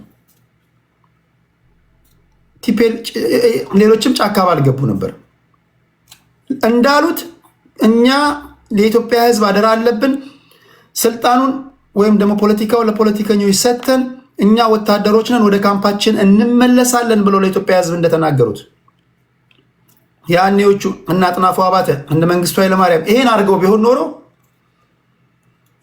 ኢትዮጵያ ዛሬ የሚያጓጓ ዲሞክራሲያዊ ስርዓት በነበራት። ኦኬ ከዛ በኋላ የመጡት ኢህአዴጎች ያለፉት 27 ዓመታት ያልሰራኸውን ነገር አሁን ራሱ እንዴት ነው የምትጠብቁት? ያለፉት 27 ዓመታት ተቋማት ገንብታችሁ ነበር። ኢትዮጵያ ውስጥ ተቋም ኢንፍራስትራክቸሩ አለ፣ ፊዚካል ኢንፍራስትራክቸሩ አለ። ነፃና ገለልተኛ የሆነ ፍርድ ቤት ነበር። የብርቱካን ሚደቅሳን ኢንተርቪው ያደመጠ ሰው የነበረውን ስርዓት በቃ መገንዘብ ይችላል። በተለይ በፍርድ ስርዓት ብርቱካን ሚደቅሳ ስዬ አብርሃ ላይ ፈረደች። አንድ ተራ ፖሊስ ምን አገባሽ ምን አባቷ ብሎ ወረወረው። ነፃና ገለልተኛ መከላከያ ሰራዊት ነበር። ነፃና ገለልተኛ ፖሊስ ነበር። ነፃና ገለልተኛ ሚዲያ ነበር። አትሊስት እንኳን የተለያየ አይነት ሀሳብ የሚንሸራሸርበት ፓርላማ ነበር። ያለፉት 27 ዓመታት ምን ሲሰሩ የኖሩት እኚህ ሰዎች? ያልሰሩትን አሁን ይጠይቃሉ እኮ። ተቋማት በፕሮሰስ ነው የሚገነቡት እኮ። ደርግ ሲጀምረው ከደርግ በኋላ የሚመጣው ያስቀጥሏል፣ ከዛ በኋላ የሚመጣው ያስቀጥል። ቼን ነው ኦቨርናይት ኢንስቶል የምታደርገው ነገር አይደለም። ስለዚህ ልክ ዘሞመንት 4 ኪሎ ስትወጣ ያልሰራኸውን ነገር ማድረግ እየቻልክ ማድረግ ሳትችል አልፈ ግማሽ የተንዘላዘልክ ግማሽ ውስኪ የተራጨ ግማሽ ማለት 100% እኔ እንደሌሎቻችሁ ዘመኑ የጨለማ ዘመን ነው እያልኩኝ አይደለም። ግን አንድን ሀገር እንደ ሀገር ሊያስቀጥላት የሚችል ተቋማት አልገነቡም ብዬ አምናለሁ። ቢገነባ ኖሮ ማንም መጣ ማንም አትሊስት 5 ተቋማቶች ባለፉት 27 ዓመታት ተገንብቶ ቢሆን ኖሮ ዛሬ በሐሳብ ተፋጭቶ ያሸነፈ ህዝብን ያሳመነ ፐርሲዌድ ያደረገ የፖለቲካ ፓርቲ ስልጣን የሚመሰረትበት ስርዓት ይኖረን ነበር። ለገዢው ፓርቲ ብቻ ሳይሆን ለተቃዋሚዎችም ተመሳሳይ ድምፅ እድል የሚሰጥ ሚዲያ ቢኖር ኖሮ ገዢው ፓርቲ ብቻ ሳይሆን ተቃዋሚዎችም ሲጠሩት የሚዘግብ አንዳንዴ እኮ እኔ ሳለማምድ እኮ ስትሬንጅ ነው የሚሆኑባቸው። ዛትሷ የሚሳደቡት እነ ስዩም ተሾመኔ ነው።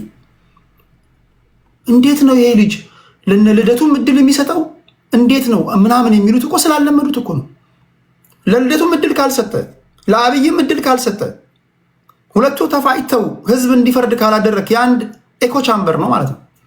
ሚዲያዎች ራሳቸው ነፃና ገለልተኛ ሆነው እንዲዘግቡ መጀመሪያ የመጫወቻ ሜዳው ተዘርግቶልን ቢሆን ኖሮ አንደኛ ትውልድም እንደዚህ ባልተንገላታ ዜጎቻችንም ግራ ባልገባቸው። አሁንም እኔ የማነሳው ነገር የተቋማት ጉዳይ ወሳኝ ነው። ተቋም መንግስት ቢኖርም ባይኖርም ሀገርን እንደ ሀገር የሚያስቀጥል ነገር ነው።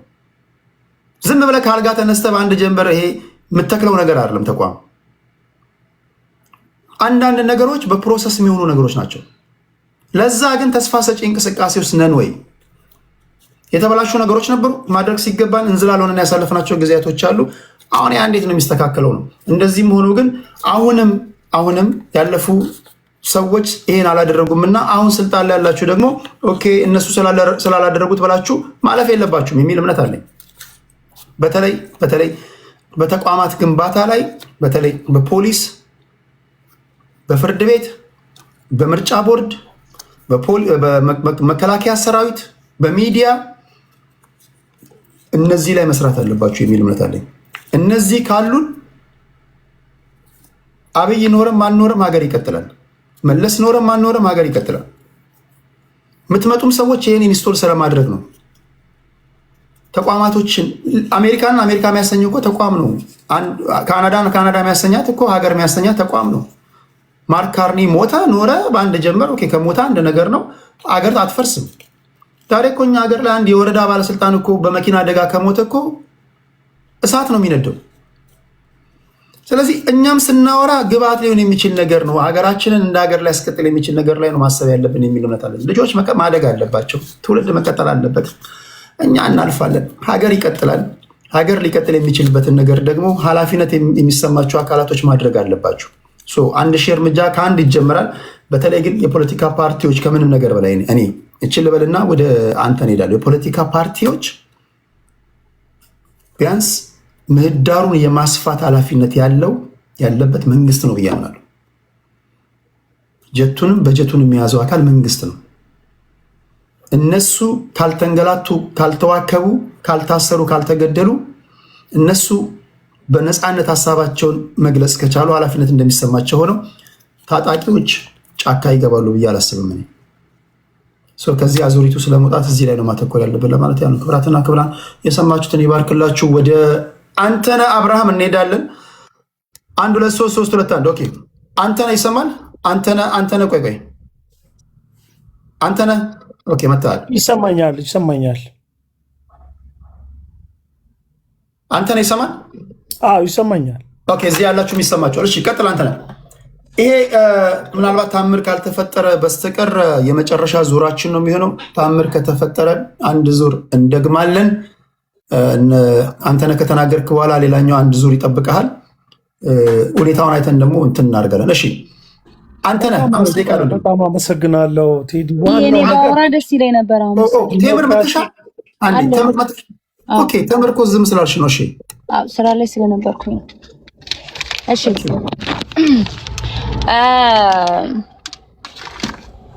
እኔ ያው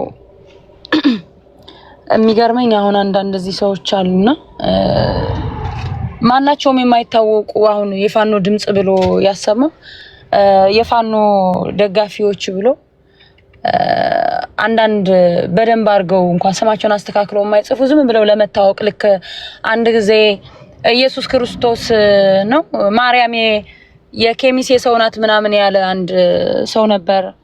ማን ነበር ስሙ? ሀራሃራ የሚባልና እንደነዚህ አይነት ማይሞች ያወሩትን እዚህ አምጥቶ ልክ የፋኖን አድርጎ ማውራት ያው ካድሬዎች አንዳንድ ጊዜ ከጭንቅላታቸው ሆዳቸው የሰፋ ስለሆነ ያው የመንግስትን እንትን ፕሮፓጋንዳ ምናምን በቃ እንወደድ ባዮች ምናምን እንደዛ አይነቶች ናቸውና እኔ ብዙም ለነሱ ቦታ አይሰጠኝም። ግን የኛ ፋኖ ማለት እና አርበኛ ዘመነ ካሴ መሪዎቻችን እነሱ ነው ፋኖ ማለትና ይሄን ዝም ብሎ የማንንም ማይመዋራውን አምጥቶ ፋኖች እንደዚህ ይላሉ ጽንፈኞች ናቸው ጡት ቆረጡ ይላሉ ምናምን ብሎ ለማውራት መሞከር ያው እናንተም ከነዛ ከተናጋሪዎቹ አትሻሉም። ያው አንድ አይነት በዱካችሁ የምትፈርሙ አይነት ሰዎች ናችሁ ብዬ ነው ማስበው። ሌላው ምናገረው ምንድነው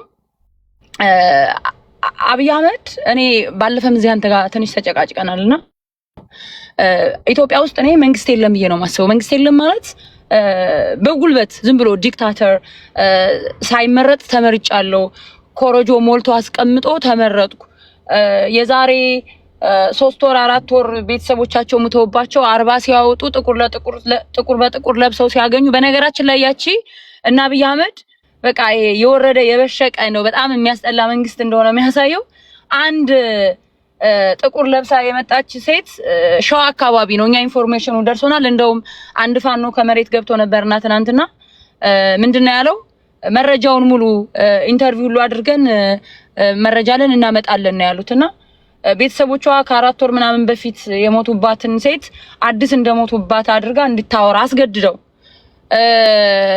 እና በቃ አብይ አህመድን ለመምረጥ ህዝቡ ያለው ጉጉት ሀዘን ላይ ሆነው እየተነሱ መተው እየመረጡኝ ነው ምናምን ለማስባል የሄዱበት ጥጌ ቅሌትን ነው የሚያሳየው። በነገራችን ላይ እንደዚህ አይነት ድራማ ራሱ ሰርቶ ሰውን እኔ ተፈላጊ ነኝ ብሎ ለማሳየት ምናምን ነገር የተሄደበት መንገድ በጣም ያስቃል። እኔ በታሪክም እንደዚህ አይነት የወረደ አይነት ምርጫ ተካሂዷል ብዬ አላስብም። 97 ላይም እንደዚሁ ያው ኢትዮጵያን ሲመሯት የነበሩ ዲክታተሮች ናቸው። በርግጥ 97ም ላይ ነው የዛን ሰዓት ልጅ ነኝ ብዙም እንትን አልልም። እንደዚሁ አይነት ነገር ኮሮጆ እንትን እየተባለና ግን የአብይ በጣም የተለየ ነውና ያሳፍራል። በአጠቃላይ አማራ ክልል ላይ ደግሞ እንዳያችሁት እዚህ የመጣችሁ የብልጽግና ካድሬዎች እናንተ ጽንፈኞች ፋኖ ባካችሁ አማራውን ተውት ምናምን ለምትሉ ማሳያው ፋኖ ማለት የአማራ ህዝብ እንደሆነ መንገድ ዝጋ ትራንስፖርት አቁም ሲለው ሲትዛዝ ከፋኖ ሲመጣ ካንዳንድ አሳይቷቸዋል። ጥርቅምቅም አድርጎ ሳይንቀሳቀስ መንግስት ተንቀሳቀሱ ሰላማዊ ነው ብሎ የራሱን የቻለ ፕሮፓጋንዳ ሊሰራ ነበር፣ ግን አልተቻለም። አማራ ክልል ላይ ህዝቡ በአጠቃላይ ፋኖን እንደሚደግፍ አብይ አህመድ እንደማይፈልግ ሌላ ደግሞ አስገድደው በየቤቱ በር ያንኳኩ እናስራቸዋለን ቅጣት አለው እስር ቤት ናችሁ እያሉ ነው ምርጫም ሲያስመርጡ የነበሩት። እነዚህ አልፎ እነዚህ ትልልቅ ከተማዎች ማለት ነው። እኛው አማራ ክልል ላይ ተወልደን እዛው ያደግን አማራዎች ነን፣ እንሰማለን፣ እንደዋወላለን። ከአራቱም አካባቢ ፋሚሊ ያለው ፋሚሊ ቤተሰብ አንድ አካባቢ ይሆን ጓደኛ ይኖራል ምናምን ዘመዶችክ ይኖራሉና ስንጠይቅ ከተማ ትልልቅ ከተማ ላይ ራሱ በግድ በር ያንኳኩ ካልመረጣችሁ እየተባሉ ትታሰራላችሁ እያስገደዱ በሞላ ጎደል ሲያስመርጧቸው እንደነበር ነው የሰማነው። አዲስ አበባም ተመሳሳይ ነግረውኛል እንደዚህ እየተደረገ እንደሆነ እና በአጠቃላይ ኢትዮጵያ ውስጥ አብይ አህመድ ዲክታተር ስለሆነ ነው እንጂ ኦሮሚያ ክልል ወደ ወለጋ መስመር ምናምን ምርጫ የለም። አማራ ክልል 95% አልመረጠም።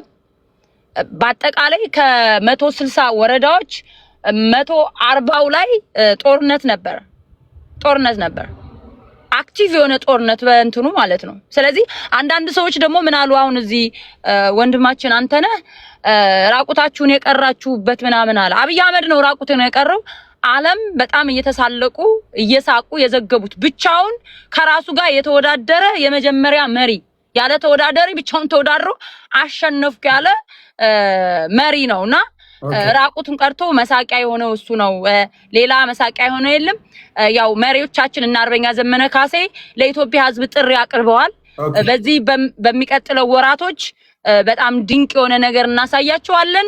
ተቀላቀሉ ትግላችን የኢትዮጵያ ሕዝብ ብሏል። የኢትዮጵያ ሕዝብ ያው ስልጣን ስንይዝ ስልጣኑን ሸር ስለምታረጉላችሁም ይሄን ዲክታተር መሪ ኢትዮጵያ ሊያፈርሳት ያለ መሪ ለመጣል ሁላችንም አብረን መታገል አለብን ነው የምለው። አመሰግናለሁ።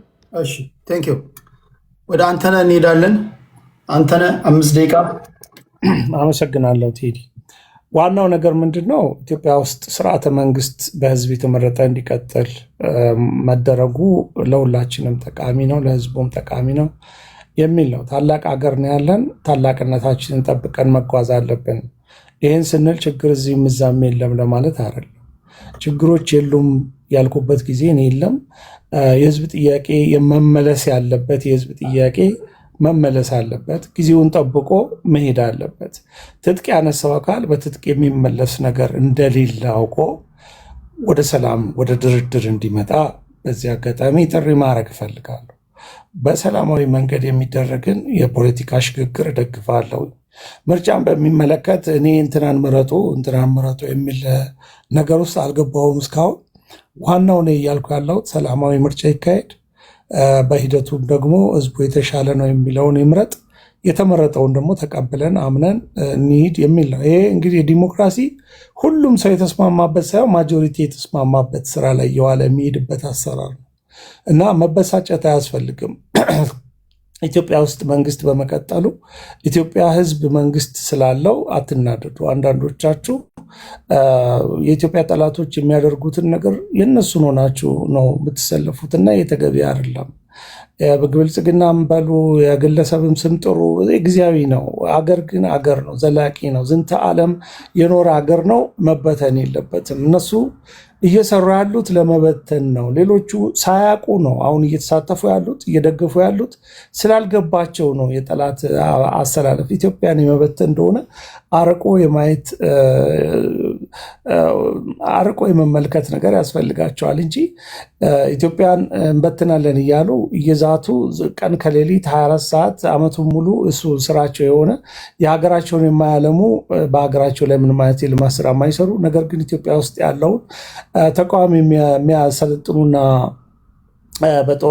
በጦር መሳሪያ የሚደግፉ አካላት ዓላማቸው ኢትዮጵያን የማፍረስ ነው።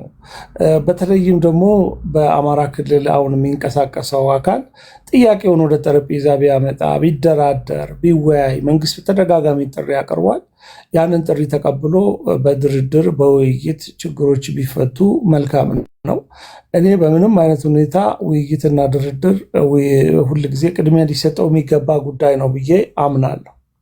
አሁን ምርጫ ተደርጓል። የምርጫ ውጤት በይፋ መንግስት እስኪገልጽ ድረስ መጠበቅ ያስፈልጋል። ማንን እንደመረጠ ማንም የሚያውቅ የለም። ተቆጥሮ ውጤቱ ተደምሮ ድምር ውጤቱ ለህዝብ ይፋ በሚሆንበት ጊዜ ውጤቱ ምንም ይሁን ምን ያንን ለመቀበል ህሊናችንን አእምሯችንን ማዘጋጀት አለብን። አገር የሚቀጥለው በዛ ነው። እየመረረንም ቢሆን ሽንፈቱን ተቀብለን አሸናፊ የሚሆነው አሸናፊነቱን ተቀብሎ የህዝብ አደራ ነው፣ የሀገር አደራ ነው። ያንን ይዞ የሚሄድበት ሁኔታ ነው መኖር ያለበት። እኔ በተለየ ሁኔታ በኢትዮጵያ ልጆች ላይ ልዩነትም በኢትዮጵያ ክልሎችም አካባቢ ላይ ልዩነት የለኝም። ሁሉንም በእኩል የማይ ሰው ነኝ። ስለዚህ በተቻለ መጠን የኢትዮጵያ ልጆች ህዝቡ የመረጠውን ተቀብለን ከሱ ጋር አብረን እየሰራን ያሉትን ችግሮች ደግሞ እንዲታረሙ የምናደርግበትን የተለመደ አሰራር ትግላችንን ደግሞ እንቀጥላለን። በጋራ የህዝብ ጥያቄዎች ይኖራሉ፣ መመለስ ያለባቸው መመለስ አለባቸው። ውይይት የሚፈልጉ ነገሮች መንግስት ክፍት መሆን አለበት፣ ወደ ሰፊ መሆን አለበት፣ ለአስቻይ ሁኔታ ለተቃዋሚዎችን መኖር አለበት የሚለው በተቻለ መጠን ተቃዋሚዎቹ ናቸው አስቻይ ሁኔታ የለም ማለት ያለባቸው። 56 ተቃዋሚ የፖለቲካ ድርጅቶች ከመንግስት ከስልጣኑ ከያዘው ጋር አብረው ነው በምርጫ የተወዳደሩት። አሁን ብቻውን ተወዳድረው ብቻውን እያላችሁ የምታወሩ ሰዎች ምን ሆናችሁ ነው? መረጃ ከሌላችሁ ጠይቁ፣ አንብቡ። ስንት ፓርቲዎች ምርጫ ውስጥ ገብተዋል? ምን ያህል ፓርቲዎች ተሳትፈዋል? የሚለውንም ነገር በደንብ ብታዩ ጥሩ ነው። በዓለም ፊት የተደረገ ምርጫ ነው። በትራንስፓረንት በሆነ ባሎት ድምፅ የተሰጠበት ነው። በህዝብ ፊት፣ በታዛቢዎች ፊት፣ በጋዜጠኞች ፊት፣ በአፍሪካ ህብረት ታዛቢዎችን የተሳተፉበት ይሄ እንዲህ አይነት ምርጫ መንግስት በሚያደርግበት ህዝብ ይፍረደኝ፣ ህዝብ የመረጠውን እኔ መቀበላለሁ እያለ ነው ያለው መንግስት። ይሄ በሆነበት ሁኔታ ምናልባት ሊመረጥ የሚችለው ብልጽግና ነው፣ ከሱ ውጭ ሊመረጥ የሚችል የለም በማለት እንደው የምታወሩት ነገር በኋላ ተቃዋሚዎቹ ተመርጠው ሲመጡ ሀፍረት እንዳይሆንባችሁ ለራሳችሁም ጥንቃቄ ብታደርጉ ጥሩ ነው። በጣም ብዙ በግል የገቡ አሉ። አሉ። በጣም ብዙ በግል ተወዳዳሪ ሆኖ የተገቡ ሰዎች አሉ፣ በመቶዎች የሚቆጠሩ። ከዛ ደግሞ በፓርቲ የገቡ አሉ እና እነዚህ በሙሉ ያሉበት ነገር ስለሆነ ሁላችሁም ይህንን የምርጫ ውጤት በትዕግስት ብንጠባበቅ እና ውጤቱን ደግሞ በጸጋ ለመቀበል ብንጠባበቅ መልካም ነው የሚል ሀሳብ ነው ያለኝ። ለተሰጠኝ እድል አመሰግናለሁ።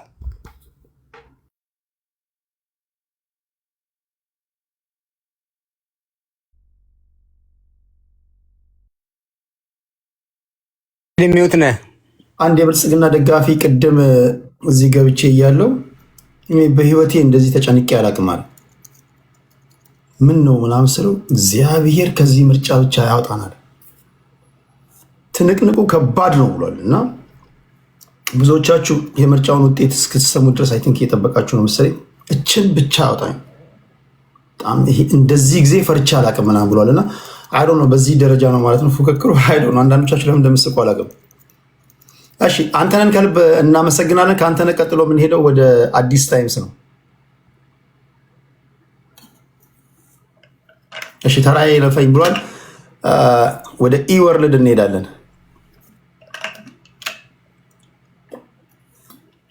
እሺ ቴዲ አመሰግናለሁ። እኔ በጣም ምስጋናዬ የላቀ ነው። ቅድም የጀመርኳትን ነው የምጨርሰው። ምርጫ ዲሬክት እና ኢንዲሬክት ምሉት ነው። ቀጥተኛ ህዝቡ ቀጥታ ወጥቶ አሁን ተወካዩን እየመረጠ ነው። የዲሞክራሲው መገለጫ ነው፣ ሪፍሌክሽን ነው። ዲሞክራሲ የሚባለው ዲሬክት እና ኢንዲሬክት ዲሞክራሲ ነው የሚባለው። አሁን ህዝቡ ቀጥታ የሚመርጠው ቀጥተኛ ዲሬክት ኢሌክሽን ነው። ከዛ ተወካዩ ነው። ለዛ ነው እኔ አሁን ልዩ ጥቅም ወይ የድሮ መንግስት ናፋቂ ምናምን ይባላል። ድሮ ቀልድ ፖለቲከኞች ብዙ ቀልድ ያውቃሉ። ኖሮ አይደለም። ከእያንዳንዱ ቦታ ተወካይ ቴዲ አትጥራኝ ማንኪያ ሹካ። ስለ ማንኪያ በደንብ ነው የምታውቀው አንተ፣ ከአንተ በላይ የሚያቅልም። ችግሩ ምንድነው? እኔ አውቀዋለሁ ስለ ማንኪያ ብል ነው ችግር የሚፈጠረው። ሌላኛው አንተ ከፈቀድክልኝ ቴዲ አንተ ጋር ጊዜና ቦታ ስፈልግ ነበር። እኔ የተወለድኩት መጀመሪያ እናቴና አባቴን አወቅኳቸው። ከዛ ሰፈሬን አወቅኩኝ። ከዛ 4ኛ ክፍል ነው የኢትዮጵያ ዋና ከተማ የት ነው ስል አንኮበር ነው ብያለሁ ተሳስቼ። ስለማላቅ ሩቅ ነው የተወለድኩኝ። አዲስ አበባ ነበር መልሱ ለካ። አሁን አዲስ አበባ የተወለደው ልጅ ይሄንን ቀድሞ ነው የሚያውቀው ሰፈሩ ስለሆነ ገብተዋል። እና ለዛ ነው እኛ አሁን ሰፈር መንደር ምናምን ምንለው ይሄ ባለማ አፕ ምን መጣው ከዛ እንላተማለን። ብሔርተኛ ነው ምና እኛ ብሔርተኛ። እኔ ኢንተርናሽናሊስት ነኝ። እኔ ኢትዮጵያ እንደው አንዴ ዞራ ጀርመንና አሜሪካ ምናምን መታ ብትመለስ ደስ ይለኛል። እኔ ክፍት ቢሆን ኦፕን ዶር ፖሊሲ ነው ምንለው እኛ። እንደ አብይ አህመድ አናደርግም። ህዝቡ ነው አገሪቷ እንዳለ ህዝቡ አገርማ ይዞራል። መሬት ይዞራል አለ ምን ድሮ ሰውየው ፀሐይ ዙሪያ ላይ እኛ አካባቢ አይዞርም ብላለች አያቴ ስላላየችው። አይ ቢዞር ኖሮ አዙሮኝ ትምህርት ቤት የተው ስትባሉ ምንድነው ግን የምትማሩ መሬት ይሽከረከራል ተብሎ ማለት ነው። እና ለዛ ነው ፕላቶ የተማረ ሰው ስል አርስቶትል የተማረ ያልከው። ታዲያ ህዝብን እናስተምራ። the same thing was said by መለስ ዜናዊ። ለዛ ነው ዩኒቨርሲቲ የከፈተው። አሁን ብርሃኑ ነጋና አብይ አህመድ የዘጋውን ለዚህ ነው የምንቃወመው። እኛ አይገባንም ብለን እንጠይቅ ህዝቡን። አንዳንድ ጊዜ ወጣ ይልና ሐሳቢን ቃል አይገልጾ መምረጥ አለብህ። አሁን አብቹ ምናምን ማለት እኮ ቀላል ነገር እኮ ነው። በጣም ኢዚስት ነው የሆነች ነገር ለማግኘት። ግን ዘላቂ ነው ወይ ሰስቴኔብል ነው ወይ ብለን ስንል አይሆንም። እኔ አደንቃለሁ። ፌር ፍሪና ትራንስፓረንት የሚለው አዲስ ታይምስም ጀምሯል። ቀጥተኛና ተዘዋዋሪ የሚለውን እኔ በደንብ ሄጃለሁ። ቀጥታ ህዝቡ ህፃናት አይገቡም። አይ ቲንክ እድሜ አረጋውያን ይመርጣሉ መሰለኝ። ተማሪዎች ሁሉ ሁለት ቦታ እንዳይመርጡ እዛው ትምህርት ቤት ዩኒቨርሲቲ አጠገብ ያሉ አጠገባቸው ይመርጣሉ። ህጎቹን ትላንት አንቀጽ 38 ናምባለ ማንኛውም ዜጋ አሁን እኔ ወታደር መረጠ ምናምን መረጠ አይደለም። አየህ ሰው ዲቴሉ ማወቅ ይፈልጋል፣ ያመጣል። እንዴት እናስረዳ? አንድ ጊዜም የለምና ትላንትና ስልክ ተደውሎ ቆንጆ ትምህርት ሰጥቶኛል። ምርጫው ደቡብ ነው የተካሄደው። ደቡብ መንግስት ከደቡብ የመንግስት መሪ መጣ ብሎ ኃይለ ማርያም ላይ እንደተዘመተ የሚዘምተውን እዘምትበታለሁ እኔ ራሴ። አሁን አብይ አህመድ ደቡብ ነው በአቅጣጫ በተወለደ አካባቢ ከሆነ ስህተት ነው። ያ ከሆነ ግን ያ አይደለም። ሰው ሞቷል ምን ብሏል። እዛ ጋር ከሄድን ደግሞ በጣም ነው። ግን እኔ ትግራይ አብይ አህመድ ራሱ ሞቶር ነው ያለው። ብዜ ትግራይ ኢትዮጵያ ምናምን ብሎ ሞቶር መኪና እንትን የለው ምናምን ብዜ መኪና ሞቶር ብሎታል። እና እየገፉ ነው የኢትዮጵያ ጠላቶች ብሏል። ወንድሜ አንተኔ ወዳጆቹ ዘጠኝ ነው። ወዳጅ ዘመድ ይሆናል፣ ጠላት ደግሞ ተገልብጦ ወዳጅ ይሆናል። እንደዚህ ነው ዳይናሚክሱ ፖለቲካው። እና መቼም ትግራይ ለኢትዮጵያ ጠላት አይደለም። አማራው ፋኖ ጠላት አይደለም። ፋኖን ጠርቶ እደራደራል ብሎ ነበር አብይ። የከለከሉት እዛው ውስጥ የወጡት ነው የሚመስለው። ይደራደራል ብሎ ነበር። እኔ ከፋኖ ጋር ቢደራደር አመጣቸውና እናንተን ብሎ አስፈራርቷቸው ነበረ። እኔ እንግዲህ በአጭሩ አብይ ፖለቲካው አልገባው ማጭበርበሩና ምናምኑ እንጂ ፖለቲካው የገባው ቢገባው ኖሮ አገሬ ሰላም ታገኝ ነበር። እኔም ዩኒቨርሲቲ አሜሪካን ሀገር ዊ ሃቭ ኢሌክሽን ምናምን ብዬ ይጎርር ነበር። የለም አሁን አፋችን ይዘን ሃው ዋዝ ኢሌክሽን ብል ምንድን ነው የምለው? ምንድን ነው የምለው? እውነቱን ላውራ ትራንስፓረንት ልሁን ወይስ ላሽቃብጥ? እንትን መጥቶ አሁን ወንድሜ አንተ አውሮፓ መጥቷል አልከኝ። እኛ እንዴት ነው ያላየነው? ወይስ ለአንተ ካሜራ ገጠሙልኝ ሚያይ እና እችን ብትመልስልኝ ደስ ይለኛል። አውሮፓ አልመጣም። እኔ አውሮፓ መጥቷል አላልኩም። ዓለም አቀፍ ሚዲያዎች ለጎርኒዎች አልደረስንም ብለዋልና ተራው ሲደርሳው ለጎርኒዎች መመላለስ አልደረስም ብለው። እሺ ይሄ እኮ ከኢትዮጵያ ሕዝብ ተወካዮች ምክር ቤት የበለጠ ቤት ነው እኮ። ተቀበላችሁትም አልተቀበላችሁትም በዚህ የሚከራከር ያለ አይመስለኝም። መቼስ አፈ ጉባኤ ታገሰ ጫፎ ከሚመራው የሕዝብ ተወካዮች ምክር ቤት ይሄ 100 እጥፍ ይበልጣል። ስለዚህ የተከባበርን ነው የምናወራው። አሳቢ ሚስኩት እያደረገ ነው የሚባል ነገር የለም። ፖለቲካ ነው እየሰራ ያለው። ማድመጥ አለባችሁ።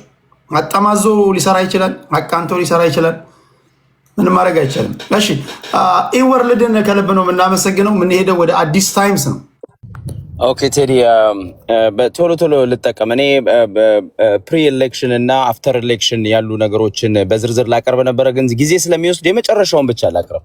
አንድ ኤሌክሽን ፍሪ ኤንድ ፌር የሚባል ኤሌክሽን እንዲፈጸም የሚያስደርግ አንድ የመጨረሻ ትልቅና ወሳኝ ፖይንት አለ።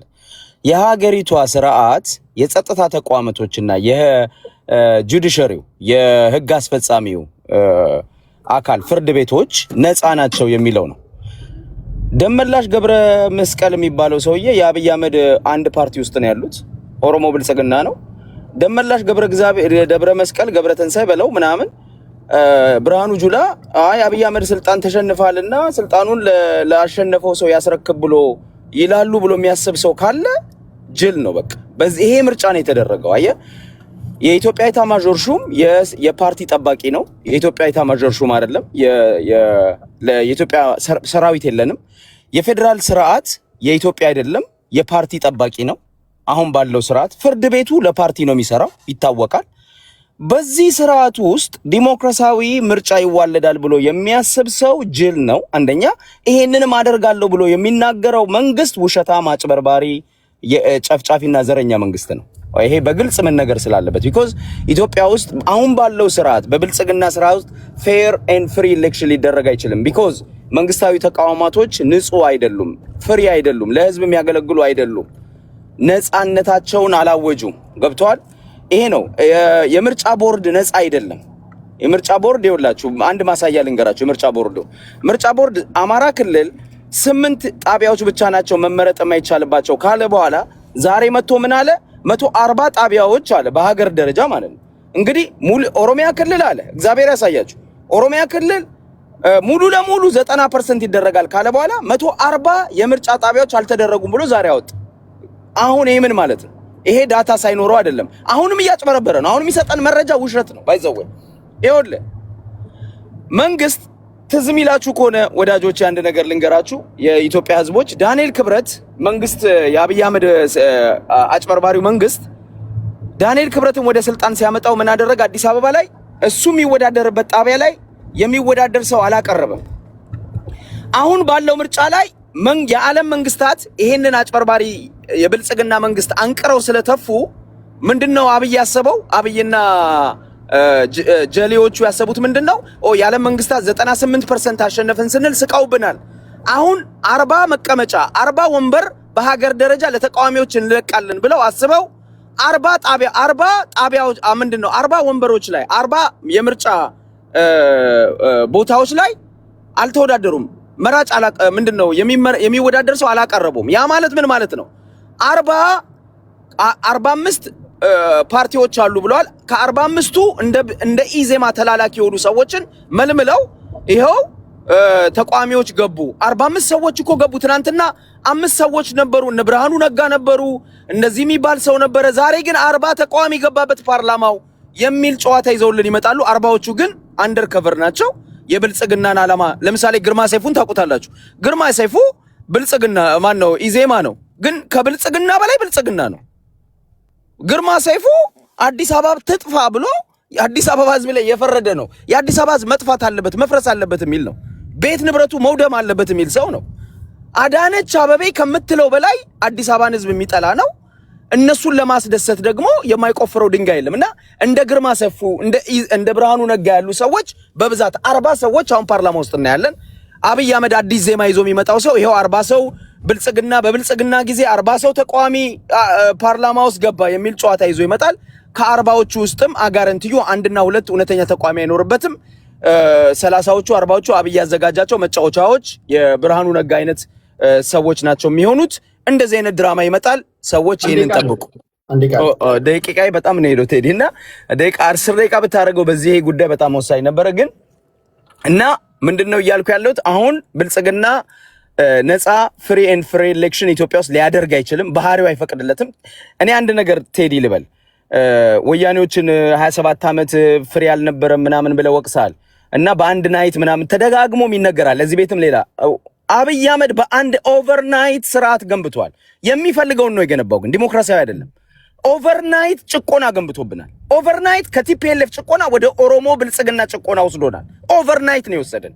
ያንን ማድረግ ከቻለ ኦቨርናይት ዲሞክራሲ ማድረግ ይችል ነበር። ምርጫ ነው። አብይ አህመድ መርጦ ከቲፒኤልኤፍ የበላይነት ወደ ኦሮሞ ብልጽግና የበላይነት ወስዶናል። this is a choice የአብይ አህመድ የብልጽግና ቾይዝ ነው። ኦቨርናይት ስርዓት ይገነባል። የአፓርታይድ ስርዓት በተገረሰሰ ማግስት ዲሞክራሲያዊ ስርዓት ሳውዝ አፍሪካ ላይ ተገንብቷል። ስለዚህ ኦቨርናይት የሚለው ትክክል አይደለም። ደጋግሞ ኤኮ ቸምበር ሲደረግ እውነት ይመስላል። አብይ ኦቨርናይት የሚፈልገውን ጨቋኝ ስርዓት ገንብቶብናል። ዲሞክራሲ ቢፈልግ ኖሮ ዲሞክራሲ እናገኝ ነበር። ይሄ መረጋገጥ አለበት። ኦኬ እኔ እንደዛ አልኩ ለመሰለ ኦቨርናይት ዲክታተር መሆን ትችላለህ። ኢንስቲትዩሽን ከሌለ ተቋም ከሌለ ኦቨርናይት ጨቋኝ መሆን ትችላለህ። ተቋም ከሌለ ኦቨርናይት ጋጠወጥ፣ ኮንትሮባንድ ነጋዴ፣ ሌባ መሆን ትችላለህ። ታትስ ዋይ ተቋም መኖር ያለበት የሚባለው። ኦቨርናይት ህገወጥ መሆን ትችላለህ። ተቋም የሚያስፈልግ ህገወጥ እንዳትሆን ፈረስ ጋሪ ሉጋም እንደሚያስፈልገው እንደ ሉጋም ስለሚይዝ ነው። ስድ እንዳትሆን አይታል። አሁን አንተ የጠቀስካቸው ነገሮች ስድ ከሆኑም ማሳያው ተቋማት ስለሌሉ ነው። ባለህበት ሀገር ላይ ኦቨርናይት ዶናልድ ትራምፕ ጨቋኝ ሊሆን ማለት አይችልም። ኦቨርናይት እንደፈለክ ሊሆን ማለት አይችልም። በጊዜ ሂደት በፕሮሰስ የተገነባ ተቋም አለ። እዛ ላይ ነው እኛ ፎከስ ማድረግ ያለብን። ባለፉት 27 ዓመታት ተቋማቶች ቢገነቡ ኖሮ የሰሜኑን ጦርነት አይደረግም ነበር። አይደረግም። አዲስ ታይምስም ስልጣን ላይ ውጣ፣ ከበደም ውጣ፣ ማየለም ውጣ፣ እዛ ሀገር ላይ ማንም አባቱ አይደባደብም። ለምን አባት ነው የምትዋጋው? ተቋም ካለ ሁለት ፖለቲከኞች ከተጣሉ በፍርድ ቤት ይካሰሱ። ምን አገባን እኛ? ህዝቡ ምን አገባው? እኛና የሱ ጫካ እየገባ መሳሪያ እየወረወርክ የምትዋጋበት ነገር እንዳይኖር ነው ተቋም የሚያስፈልገው። ባለፉት 27 ዓመታት አልኩ እኮ ነፃና ገለልተኛ መከላከያ ሰራዊት ተገንብቶ ቢሆን ኖሮ ከበደ የሚባል መሪ ሲመጣ ተነስ ሲለው አይነሳም። ለምንድን ነው የምነሳው? ተጠሪነቴ ለህገ መንግስቱ ነው ይላል። ፖለቲከኞች እናንተ የምታደርጉትን አድርጉ፣ ጣጣችሁን ጨርሱ ማለት ነበረባቸው ተገንብቶ ቢሆን ኖሮ። ባለፉት 27 ዓመታት አሁን የምታነሱት 99.9% ነው የህዝብ ተወካዮች ምክር ቤት አሸንፈው የለቀቁታል። ይሄ ጦርነት ትክክል አይደለም ብሎ እንኳን የሚቃወም ቫራይቲ እንኳን ሀሳብ አልነበረም። ያ ባልሆነበት ማን እንዲቃወምልን? ምርጫዋን ኦልሞስት 100% አሸንፈ የእነሱ ዛራይት መሳቂያ አድርገህ ለቀ። ምንድን ነው የጠበቀው? ፖሊስ ምን እንዲል ነው? ገንብተከዋል። ሚዲያ ምን እንዲልል ነው? ገንብተከዋል። ስለዚህ ይሄ ኢህአዴጎች ላይ ብቻ የምጥለው አይደለም። ወርቃማ እድል ደርግ አመክኖታል። ከዛ ኢህአዴጎች ሲያንቀላፉ ነበረ። ከዛ ደግሞ ድጋሚ አመጣ። ከተቻለ አሁን ፎከስ ማድረግ ያለብን ኢንስቲትዩሽን እንዲገነባ ነው መጮህ ያለብን የምልህ ለዛ ነው። ተቋም ያስፈልጋል የሚባለው ጨቋኝ መንግስት እንዳይኖር ነው። እኔ 30 ሰከንድ ከሰጠኝ ግን እኔ ለመከራከር ሳይሆን አይገብቶኛል። ለመከራከር ሳይሆን ሀሳብን እስማማለሁ ለማለት ነው። አንተ ያልከውን እኮ እስማማለሁኝ። ግን አብይ በምርጫ ወደ ጭቆና ወስዶናል የሚለው መረጋገጥ አለበት ነው። አንደርስታንድ ያልከውን እኮ በቃ የሆነው ነገር እንዳይሆን እንደ ሉጋም የሚይዝ ተቋም ነው። ወደድንም ጠላንም ፖለቲከኛ ነህ፣ ሀሳብን ትሸጣለህ፣ ህዝብ ታሳምናለህ፣ ከጎን ታሰልፋለህ። ህዝብ ከመረጠ ስልጣን ትይዛለህ። አለቀ። ከዘመነ ኦሪት ጀምሮ ስንዋጋ ነበረ። አሁንም በዚህ በአንደኛው ክፍለ ዘመን እየተዋጋን ነው። መዋጋትን፣ ጫካ መሳሪያ ይዞ መዞርን እንደ ጀግንነት እየቆጠር ነው። ከዚህ የምንወጣው መቼ ነው? ምሁራኖች ያስፈልጋሉ፣ ኢንስቲትዩሽን ተቋማት ያስፈልጋሉ እኮ ነው እያልኩ ያሉት። ያ ባለመኖሩ ነው። ዛሬ መብት ተጥሷል ብለህ ብትከስ ፍርድ ቤት የምታቀርበው ፖለቲከኛ መኖር አለበት። ጎረቤታችን ኬንያ ተቋም አላት። አሁን ባለው በከረንት ፕሬዚዳንት ዊሊያም ሩቶ እና በዊሊያም ሩቶ እና ማነው ፖዚሽን ፓርቲ የነበረው ኬንያታ ኡሁሩ ኬንያታ ከዛ በፊት የነበረው የፖለቲካ ፖዚሽን ሪያል ኡጋንዳ ነው። ኡጋንዳ የሚባለው ኦዲንጋ የሚባለው ማለት ነው። ኡጋንዳ ሪያል ኡጋንዳ ያ ምርጫ አደረጉ። ምርጫው የተደረገው በኡሁሩ ኬንያታ እና በኦዲንጋ መካከል ነበር። ኬንያዎች ተቋም ኢንፍራስትራክቸሩ ብቻ ፊዚካል ኢንፍራስትራክቸሩ ብቻ ሳይሆን አክቹዋል ተቋሙ ስላላቸው ኢንስቲትዩሽን ስላላቸው ምርጫ ተደረገ። ኡሁሩ ኬንያታ አሸንፍ ያለው የጆሞ ኬንያታ ልጅ ናቸው እሳቸው። ራይላ ኦዲንጋ ፍርድ ቤት ከሰሱ። ምርጫው ተጭበርብሯል አሉ። የኬንያ ፍርድ ቤት ግራ ቀኙን አየ። አዎ ምርጫው ተጭበርብሯል ይደገም አለ። ተቋም ማለት ይሄ ነው። ይሄን መገንባት አለብህ። ለዚህ ዋጋ ያስከፍላል።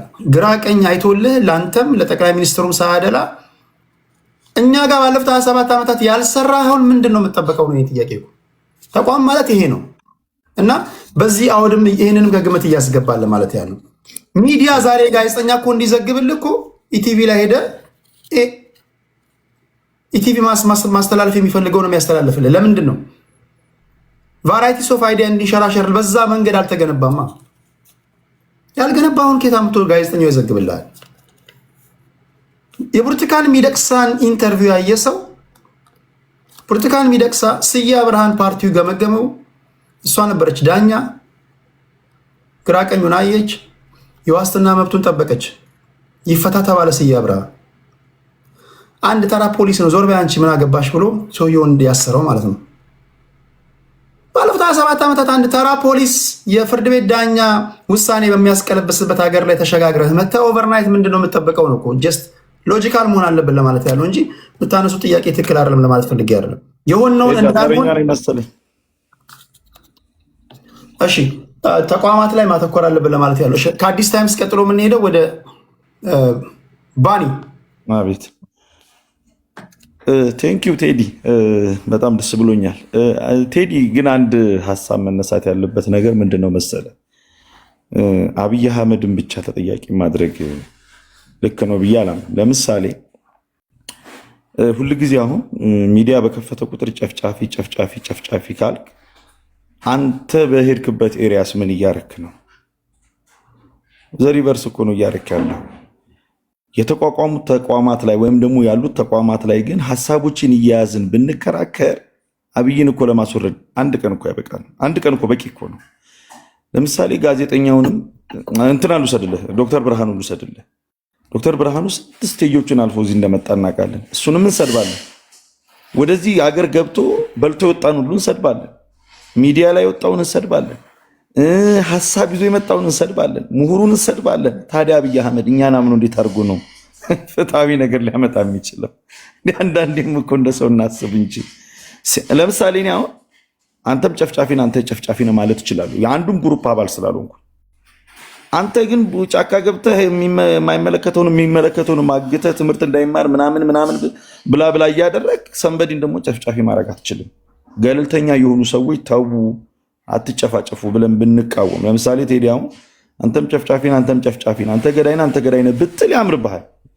ጠመንጃ ግን ጫካ ላስቀምጠ የሆነ ግሩፕ ላይ ሲኖር ገንዘብ እየላክ ሲኖር ሐሳብ እየሰጠ ሲኖር ለሱ ብቻ እያደላህ ሚዲያ አቋቁመ ከሆነ ግን አንተ ጨፍጫፊ ነህ ማለት አትችልም። አንተ ገዳይ ነህ ገለህኛል ማለት አትችልም። ኦፍኮርስ ኢትዮጵያ ላይ እንደነገርኩ ቅድም ብዙ ችግሮች አሉ። እኔ እንደውም ከሱ ይልቅ ኢወርልድ ያነሳው የትግራይ ክልል ያሳስበኛል። አሁን አሸንፎ የሚመጣው አካል ፈለገም አልፈለገም ትግራይን ወደ ኢትዮጵያ መመለስ ግዴታው ነው። ጊዜ መስጠት አያስፈልግም። ለምንድን ነው ንፋስ የሚሰጠው? በቃ ተፈለገም አልተፈለገም ሽሩሩም ተደረገ በጉልበትም ይሁን ወደዚህ ወደ ማዕከላዊ ነገር መመለስ መቻል አለበት። ከዚህ አሁን ምርጫ ከተደረገባቸው በጥቂትም በውሸትም በእውነትም ከተደረገባቸው ውጪ ይሄኛው ጉዳይ ነው ሊያሳስበን የሚገባው። በነገራችን ላይ እኮ አሁን ያለው መንግስት በደቡብ በሶማሌ በአፋር በኦሮሚያ ክልል የሚያደርገው ምርጫ እኮ ስልጣን ያሰጠዋል። ምንም ወደዚህም ወደዛ የምንወስደው ነገር የለም። ምርጫ አልተደረገም ማለት እኮ እሴም የትግራይን ክልል አይነት ይዘት ነው ይዘህ የምትሄደው ማለት ነው። ያ ማለት ደግሞ ማን ይጎዳል የሚለውን ነገር ራስ መርምረው። አንዳንድ ጊዜ ለምን ቆም ብለን እኔ በጣም እኮ የሚገርመኝ ነገር የሰለጠነ ማህበረሰብ ውስጥ እየኖርን እኮ ላልተማረው ማህበረሰብ ራሱ እኮ ፍሪደም መስጠት አልቻልንም። ተገዶ የወጣው ማህበረሰብ እንኳን እኮ ሰላም ልንሰጠው አልቻልንም። ነጠላ ተሸፋፍና ወጣች። መንግስት ጥይት ደቅኖባት ነው። ታዲያ መንግስት ጥይት ደለቀነበት አካል እኮ እናቴ ሆይ ዲሞክራሲ እንደዚህ ነው፣ አንቺ ያረግሽው ነገር ልክ ነው፣ ነገ ደግሞ የተስተካከለ ነገር ይመጣል ብለህ አፕሪሼት ማድረግ ሲገባ እንደዚህ አርገሽ በዚህ ወጥተሽ ብለህ እያሸማቀቅን ያለ ነው። የተማረ ሰው ያልተማረ ማህበረሰብን ያገለግላል። የተማረ ማህበረሰብ የሰለጠነን ሀገር ይዞ ወዳልሰለጠነበት ማህበረሰብ መጥቶ ያገለግላል። አሁን ግርማ ሰይፉን በዚህ ናህል ደረጃ ማብጠልጠል ኦፍኮርስ ችግሮች ሊኖሩበት ይችላል፣ ግን ውስጥ ገብቶ ካልታገለ ታዲያ እኔ አሁን ብዙ ጊዜ ቴዲ ዲያቆን ዳንኤል ክብረትን ሲሰድቡት ይገርመኛል። የቤተክርስቲያን አካል ሆኖ የቤተክርስቲያን ሰው ሆኖ ዲያቆን ዳንኤል ክብረትን ሲሰድቡ እና ከቤተክርስቲያን ሰው ካልተወከለ ማን እንዲወከልላችሁ ፈልጋችሁ?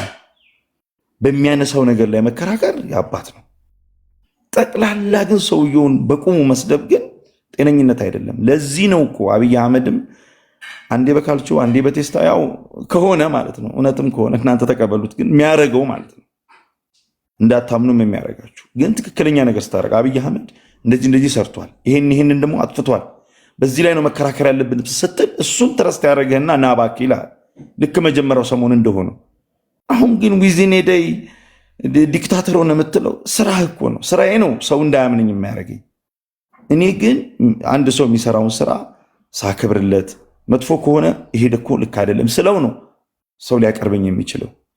አሜሪካ ቁጭ ብለን ዜግነት ቀይረን ሁሉ ነገር ቀያይረን ማንመጣ ሰዎች 24 ሰዓት ጨፍጫፊ ብለን ስናወራ ታዲያ እንዴት አድርጎ ይቻላል? እና ቴዲ በስተመጨረሻው አሁንም አተኩሬ የኢትዮጵያ ህዝቦች ሆይ አሁንም የሚያስፈልገን መተቻቸት አይደለም፣ ጥግ ጥጉን መጠላለዝ አይደለም። የሚያስፈልገን የወጣው ነገር ላይ ሐሳቡ ላይ መወያየት ነው የሚጠቅመን። ከዛ ውጭ ይሄ አሁን ያለው ነገር ይቀጥላል። ያወራና የእንትን አካባቢ ስርዓት ጭኖብናል ይልሃል። እነሱ የሚጠሩበት ይሄ የብሔሩ ሰፈር ማለት ነው። ማንንም አያድንም እሱ። በብሔር ደረጃ ከሄድ ኢትዮጵያ ውስጥ አሁን ማን የበላይ ማን የበታች እንደሆነ ይታወቃል። እሱም አይጠቅመንም። ሰፈር እየቀያየራችሁ ሜዳ እየቀያየራችሁ ብትጫወቱ ጎበዝ እስካልሆናችሁ ጭንቅላታችሁ ንጹህ እስካልሆነ ጭንቅላታችሁ የዳበረ እስካልሆነ ድረስ አታሸንፉ። ኦኬ ቴንክ ዩ ቴዲ ቴንክ ዩ። ሁላችሁንም አንድ ዙር የቀረሱ አለ። እንዲህ ያሉ መድረኮች ላይ በተለይ በፖለቲካ ውስጥ መቀጠል የምትፈልጉ ሰዎች ካላችሁ የመጀመሪያው ነገር ከህዝብ ጋር መተዋወቅ ነው። ለሁላችሁም ቤቴ ክፍት ነው። ለሁላችሁም ኢዚ ሰዎች ያደምጧቸዋል። እዚህ ስትመጡ እነዚህ አሁን ሲያወሩ እንደነበራችሁ እንዳዳመጣችኋቸው ሁሉንም ነው አመሰግነው ስለ ጨዋነታችሁ እግዚአብሔር ያክብርልኝ። ከዩቲዩብ ላይ ከ500 በላይ ሰዎች ያደምጧችኋል። ፌስቡክ ላይ ቲክቶክ ላይ ከ2000 በላይ ሰዎች ያደምጧችኋል።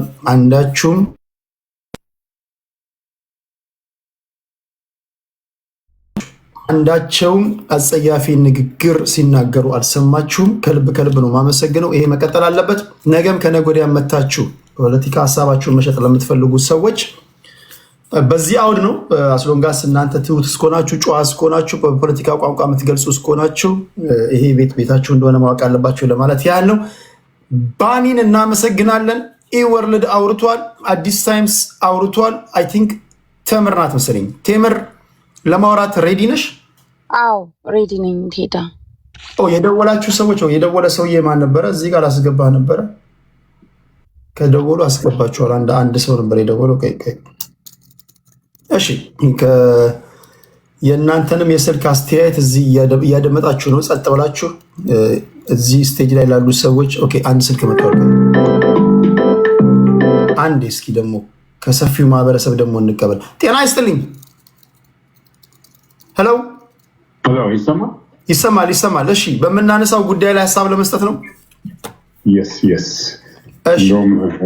እንደውም በጣም ትክክለኛውን ፖይንት ያነሳው አንተ ነህ።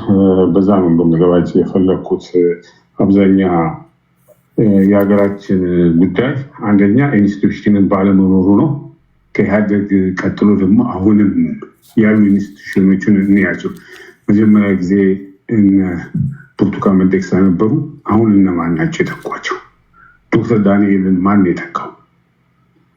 ትናንት የቱ ጋር የነበሩ ሰዎችን ነው አሁን ይዘናቸው የመጣ ነው። እንዲህ አይነቶቹ ነገሮች ለውጡን ወዴት ነው የሚወስዱት? ህብረተሰብ ውስጥ ለውጡን እንዴት አድርጎ እንዲመለከተው ያደርገዋል። ሁለተኛ ደግሞ አገራችን ራሱ ካለፉት ጊዜያቶች እየባሰበት ነው ወይስ እየተሻለ ነው ሄደው? ለምሳሌ በኢህአዴግ ጊዜ ቅድም ያልካቸው ነገሮች አልተደረጉ። እነዛ ነገር ባለመደረጋቸው አሁን ደግሞ ያለንበት ሁኔታ ወዴት ነው ሄደው? በኢህአዴግ ጊዜ ከነበረው ምርጫስ አሁን ያለው ምርጫው ነው የሚለው ምርጫው የተሻለ ነው ወይ? የተሻለ ነው የሚለው ምንድነው? ምርጫው በዛም ጊዜ የዲሞክራቲክ ምርጫ አልነበረም፣ አሁንም አይደለም።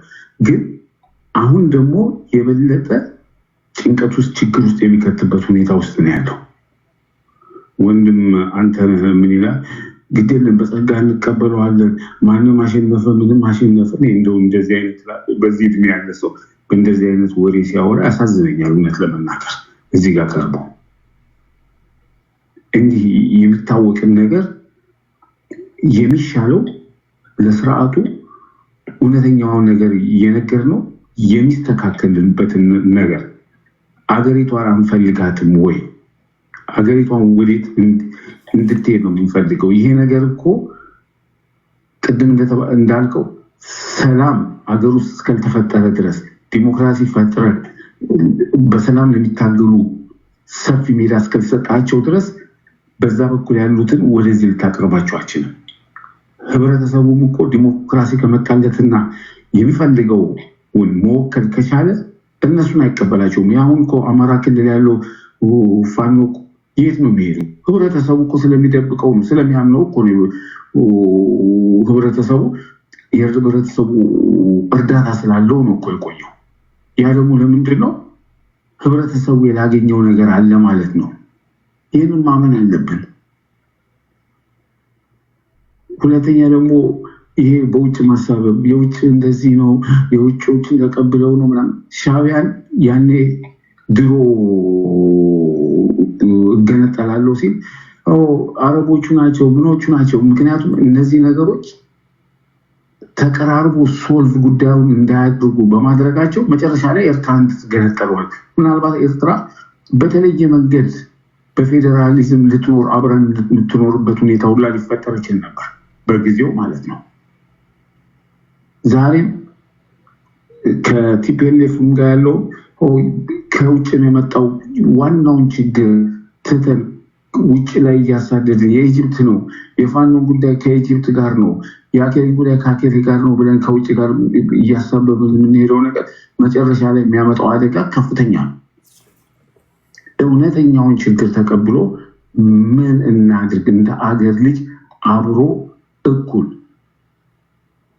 የሚኮንበትን ዲሞክራሲ ስርዓት ማህበር መመስረት ብቻ ነው አገሪቷን ሰላም ሊፈጥር የሚችለው። ይሄ ምርጫ ሸዋሸዋ አይጠቅምም። ምክንያቱም ችግሩን ሶልቭ ያደረገው ኢህአዴግ በተመረጠ በ2 ዓመት ነው ስልጣኑን የለቀቀው። በምርጫ ቢሆንማ ያንን እኮ ኢህአዴግ 90% አሸነፍኩ ብሎ ቁጭ ብሎ ነበር። ለቀቀ። ምርጫው አላዳ ነው። ከምርጫው ይልቅ እንዴት ነው ተደራድሮ ይህንን አገር ለሁሉ እኩል የሆነ ተፈጥሮ አብሮ የሚኮንበትና ቢያንስ የተሻለ ስርዓት የሚመሰርበትን መንገድ በድርድር መመስረት ነው የሚሻለው። ኦኬ፣ አመሰግናለሁ ይህን እድል ስለሰጠኝ። ታንኪዩ እግዚአብሔር ያክብርልኝ። እሺ ታንኪዩ። ቴምር እዚህ መሬት ላይ በስልክም ለሚደውሉ ሰዎች እድል መስጠት አለብን። እናንተን ብቻ የመስማት ግዴታ የለባቸውም። እናንተም እነሱ መስማት አለባችሁ። ቴምራችን 5 ደቂቃ አለሽ እህቴ። እሺ ቴንክ ዩ። ቅድም እንትን ካልኩ ላይ ከታች ሰምተህ ሊሆን ይችላል ቴዲ። አንዳንድ ሰዎች ስሜን ሜንሽን እያደረጉ አሩሲ ላይ 37 ሰዎች 2 ቤተክርስቲያን ላይ ተገድለዋል እና ድምፅ ሁኑ እያሉ ነው። ያው እንግዲህ እኔ እንደዚህ አይነት የሚቀናበሩ ነገሮች በመንግስት እየተቀናበሩ እየተገደሉ እንደሆነ ነው ብዬ የሃይማኖት ጉዳይ ውስጥ አትግቡ። እስልምና ፕሮቴስታንትም ሙስሊምም እዚህ ክልክል ነው። እሺ ያው ድምፅ ሁኑ ስላሉ ነው ከታች። እንደዚህ አይነት ነገር ከተፈጠረ ራሳቸው የሃይማኖት አባቶች የሚያወጡትን መግለጫ እኔ ያነባለሁ ወይም ደግሞ ፖስት አደርጋለሁ። ችግር የለውም። ፖለቲከኞች አድራ ከዛ ወጡ። እሺ እሺ ቴዳ ምን አለ መሰለክ፣ ሰሞኑን አርበኛ ዘመነ ካሴ የአፋብን ሊቀመንበር የአማራ ፋኖ አፋብን ሊቀመንበር የአብይ ዘመን የሰው ልጆች ሁሉ አይተዋቸው የማያውቁ ነውሮች እና ጉዶች ያየንበት ዘመን ሆኗል አለ። ሰውየውም ጉድ፣ ስብስቡም ጉድ፣ ድርጊታቸውም ጉዶች ናቸው እና እነዚህን ጉዶች የኢትዮጵያ ሕዝብ አብረን ሆነን እንታገላቸው ብለዋልና ያው በዚሁ አጋጣሚ መልእክቱን ለኢትዮጵያ ሕዝብ ላስተላልፍ ብዬ ነው። ያው ብዙ ሰምቶታል እኔም መድረኩን እና የአብይ አህመድ ያው ጉዱ እንግዲህ በአማራ ክልል 95% ምርጫ ሳያካሂድ ትግራይ ክልል ሳይመረጥ ኦሮሚያ ክልልም ብዙ ቦታዎች ላይ በተለይ ወደ ወለጋ አካባቢ ላይ ምርጫ የለም። እንዴት አድርጎ ሀገሪቷን እንደሚያስተዳድራት ሳይመረጥ አናውቅም እና ነገ ጧት አሁን አሸነፍኩ ብሎ ሊመጣ ነው። ያ ህፍረት የሌለው ቅጥፈት የጨበራ ምርጫ ምናምን ነገር አድርጎ ማለት ነውና እኔ እዚህ የመጣችሁ አሁን አንዳንድ ካድሬዎች ሀገራችን መሪዋን መርጣለች ምናምን አብይ አህመድ ኢትዮጵያ ህዝብ መርጦት የነበረው መጀመሪያ ስልጣን ሲይዝ ከፍ ስትሉ ዝቅ ያሉ ሰዎችን ማየት አለባችሁ እናንተም እነዛው ቦታ ላይ አንድ ቀን ዝቅ ልትሉ ስለምትችሉ እያለ በቃ ምን አይነት መሪ መጣልን ስንሞት ኢትዮጵያ ስንኖር ኢትዮጵያዊ ምናምን እያለ ግን እሱ ኢትዮጵያ ትሆናላችሁ እያለ አፈርጋ እየቀላቀለ እሱ ዛፍ እየተከለ ህዝብን ደግሞ የሰው ነፍስን እያጠፋ ያው ህዝብን በአፍጢሙ እየተከለ የመራ 8 ዓመት ሲቆይ የመጀመሪያው መሪ ነው ብዬ ነው ማምነው። እኔ በታሪክ እንግዲህ በወያኔ ጊዜ ነው የተወለድኩት። ወያኔዎች በጣም ዲክታተሮች ክፎች ናቸው። እነሱም ግን እንደ አብይ አህመድ ዘመን ማህበረሰብ የተጨፈጨፈበት በጅምላ በተለይ የአማራ ህዝብ ማህበረሰብ በማንነቱ እየተመረጠ 3000 4000 ሰው አንድ ላይ በግሊደር የተቀበረበት ጊዜ ነውና ያው የሰው ዜጎች በማንነታቸው ተመርጠው ከተገደሉ መንግስት ማለት የዜጎችን መጠበቅ ነው፣ የዜጎችን ደህንነት። ያንን ማድረግ ስላልቻለ ነው እኛ በተደጋጋሚ መንግስት የለም ኢትዮጵያ ውስጥ ያው በጉልበት ነው ሀገሪቷን እያስተዳደረ ያለው የምንለው። አሁንም በጉልበት ሀገሪቷን ሊያስተዳድር ነው ማለት ነው። እንግዲህ ግን በቅርብ ጊዜ ኢትዮጵያኖች ሁላችሁም ያው የምታዩት ነገር ይኖራል። በፋኖ አመራሮችም በእናርበኛ ዘመነ ካሴ የጥሪ እንትን ቀርቦላችኋል፣ የክተት ጥሪ ቀርቧል። በአጠቃላይ እንደ ሀገር ነው እና ምርጫው 95% አማራ ክልል ላይ ሳይመርጥ እኔ እንዴት አድርጎ መሪ ሊሆን እንደሚችል አላውቅም። እና ብዙዎቻችሁ እዚህ መታችሁ አብይ አህመድ በቃ መሪያችንን መረጥን፣ ኢትዮጵያ መሪዋን መርጣለች ምናምን። የዛሬ 8 ዓመት አካባቢ ነው አብይ አህመድ እንደ መሪ ተደርጎ የተመረጠው። ከዛ በኋላ እየተጭበረበረ ነው በአጠቃላይ። እና አማራ ክልል ላይ ወደ ቅድም ተናግሬያለሁ 160 ወረዳዎች ላይ 140 ወረዳዎች ላይ ምርጫ አልተደረገም፣ ጦርነት ነበር። ስለዚህ ፋኖ ጥሪውን አቅርቧል። በጥሪው መሰረት መንገድ ዝጉ ተብሏል፣ መንገድ ተዘግቷል። ዛሬ ደግሞ መንገዱ መከፈት እንዳለበት ከዛሬ ጀምሮ መንገዱ መከፈት እንዳለበት አሁንም አርበኛ ዘመነ ካሴ ተናግሯልና ከጥይት በላይ ፍርሃት በየቀኑ ደጋግሞ እየገደለን ነውና ኢትዮጵያኖች አትፍሩ ብሏቸዋል አርበኛ ዘመነ ካሴ። ያላችሁ ሁሉ በእጃችሁ ላይ የያዛችሁትን ይዛችሁ ተሳተፉ፣ ተቀላቀሉ ትግላችን ብሏል። ቴንኪው ቴዲዬ። እሺ ክብራትና ክብራን ስለነበረን ቆይታ ከልብ ነው ማመሰግነው። እግዚአብሔር ያክብርልኝ። በፍጹም መከባበር ላይ የተመሰረተ ጨዋ ውይይት አድርገናል። ነገ እገባለሁ፣ ነገ እናወራለን። ቴምር፣ ባኒ፣ ኢወርልድ፣ አዲስ ታይምስ እና አንተነህ ነበሩ ለዛሬ። ሁላችሁንም እግዚአብሔር ያክብርልኝ። ጤና ይስጥልኝ።